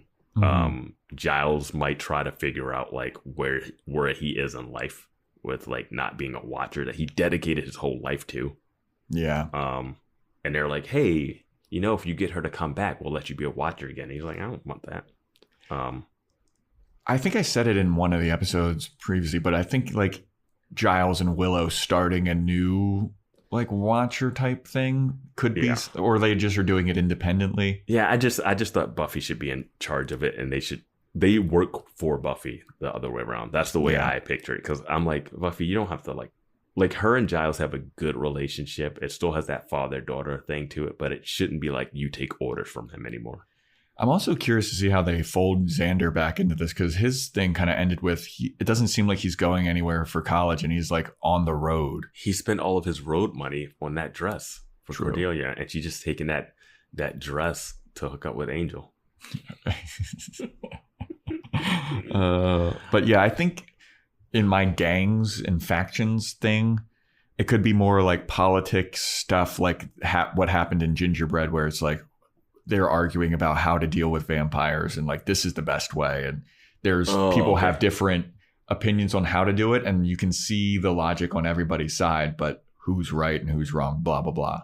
Yeah, because I think Buffy will have to start from ground zero, because in the high school she had now gained like ultimate status where she could like get all the kids to take up arms against the beast, and here they'll be like, I think that's not actually a bad idea. Like Buffy's like, oh, I know what I'm doing. Let me protect you from vampires. And it's almost like when Faith shows up and she kills a vampire, and Buffy's like, oh, wait, you guys know how to handle yourself? They're like, yeah, we're in college. Yeah.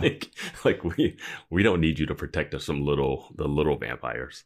I also feel like it's going to be more widespreadly known that vampires and demons exist. Like you can't. I hope so. You can't go back on that. Like you have the whole student body of Sunnydale High fighting against the mayor of Sunnydale. The mayor. Oh yeah. And the parents see this shit happen. Where's the mayor? Who's going to be the next mayor? We're going to have an election. Oh. I mean, but do we even focus on who the mayor is at this point? Yeah. No, but I just feel like you can't. Once you open that box, you can't. If they close that would be my biggest disappointment. You can't put that toothpaste back in the tube, dude. Like you can't do that. There needs to be at least a 60-40 of people knowing vampires exist to not knowing vampires exist. Like, sure, not everybody's going to be like. There's going to be your skeptical ones, you know, your people that are like, no, that's just a hoax or whatever. I'm like, oh my God, it would explain everything if you. Yeah, we've got security footage of a hellhound. Yeah. Let me show you what a hoax looks like. Special effects. Yeah. Get the fuck out of here. The guy showing his arm ripped off, like, hey. Oh my God. They introduced an Alex Jones character to the. Oh my God. Oh God, no. If they redid that, he would be in this. If they did an updated Buffy, that character would absolutely exist. The vampires are making everybody gay. Yeah. There were no vampire attacks at Sunnydale. It was all actors. Yeah. Oh God, yeah. Oh God, it would be so horrible. Oh. That's why you can't make TV in 2022. Yeah. Yep. So, do you have any more predictions for season 4? No, I think I am curious to see how Xander gets folded in. If he just like, hey, I got a late admission or something. Or he might get a job, or he might just get a job at the school or something. Yeah, like a janitor, or he works at the espresso pump.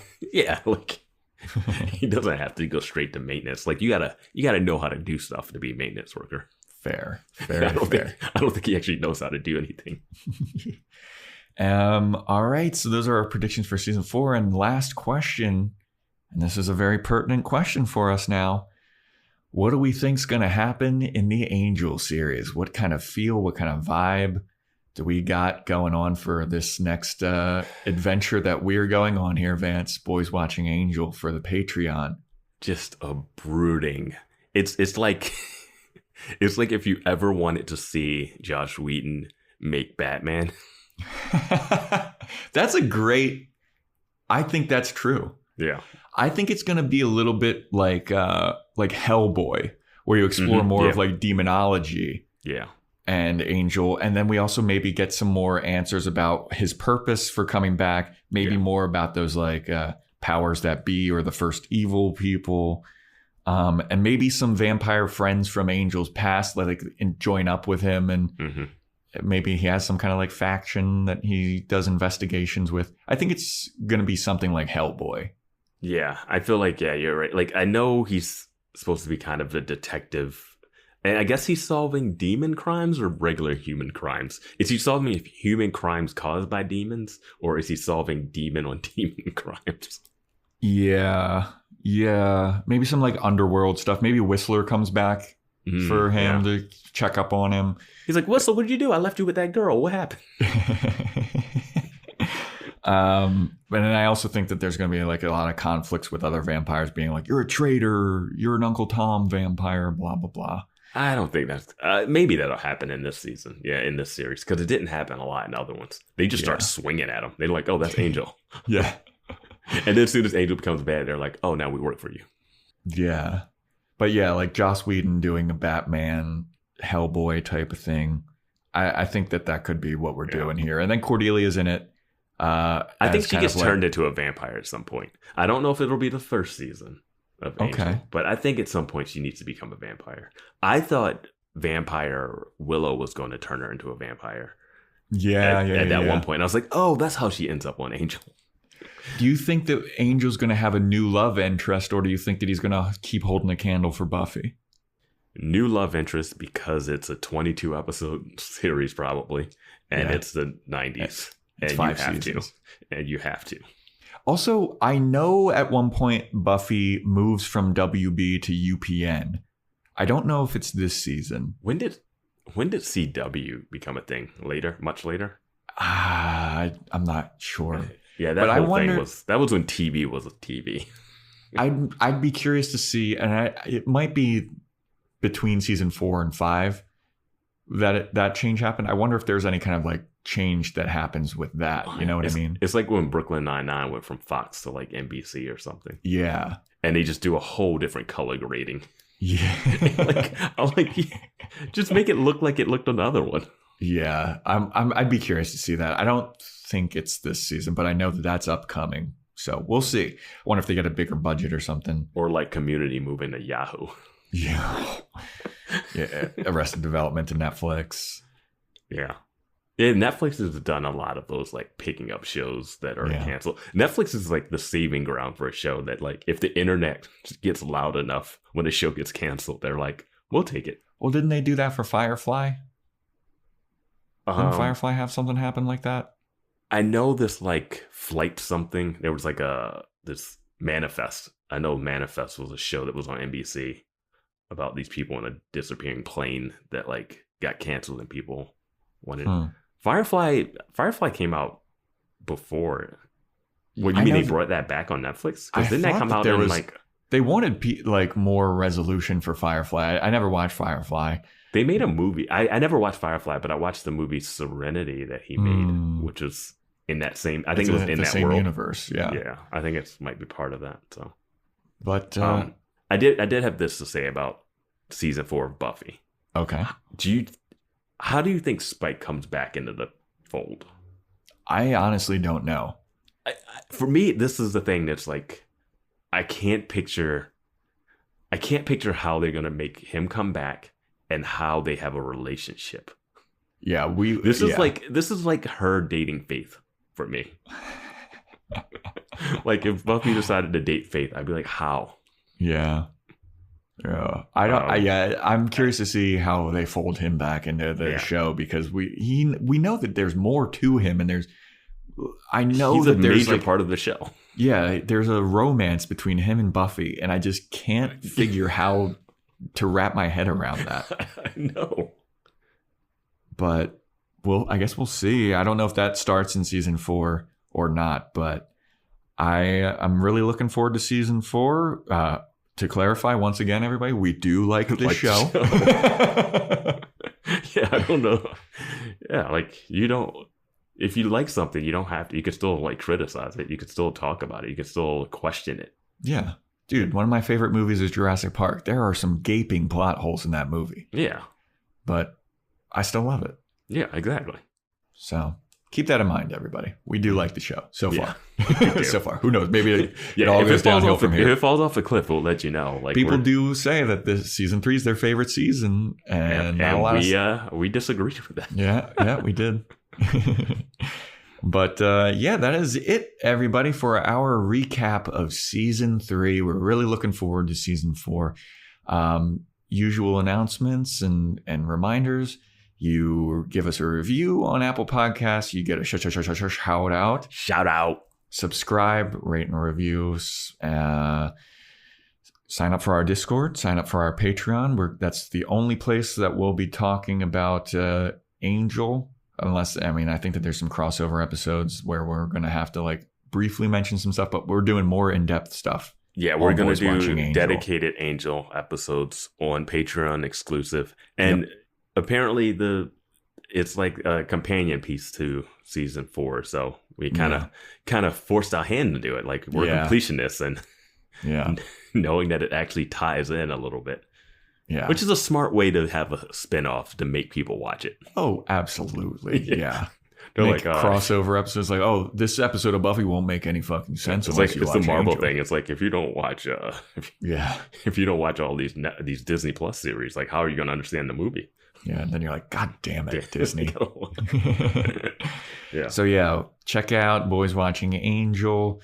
Then check out Boys Watching Movies or whatever. We're going to be doing some movie reviews. Follow the Instagram at Boys Watching Buffy if you want to email in. boyswatchingbuffy@gmail.com. And that's a wrap for season 3, everybody. Thanks for listening. Stay tuned, and we'll see you next time. Bye.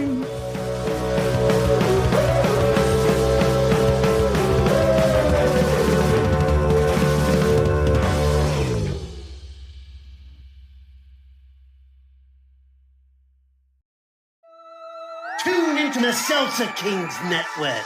Crack one open if you dare, creeps.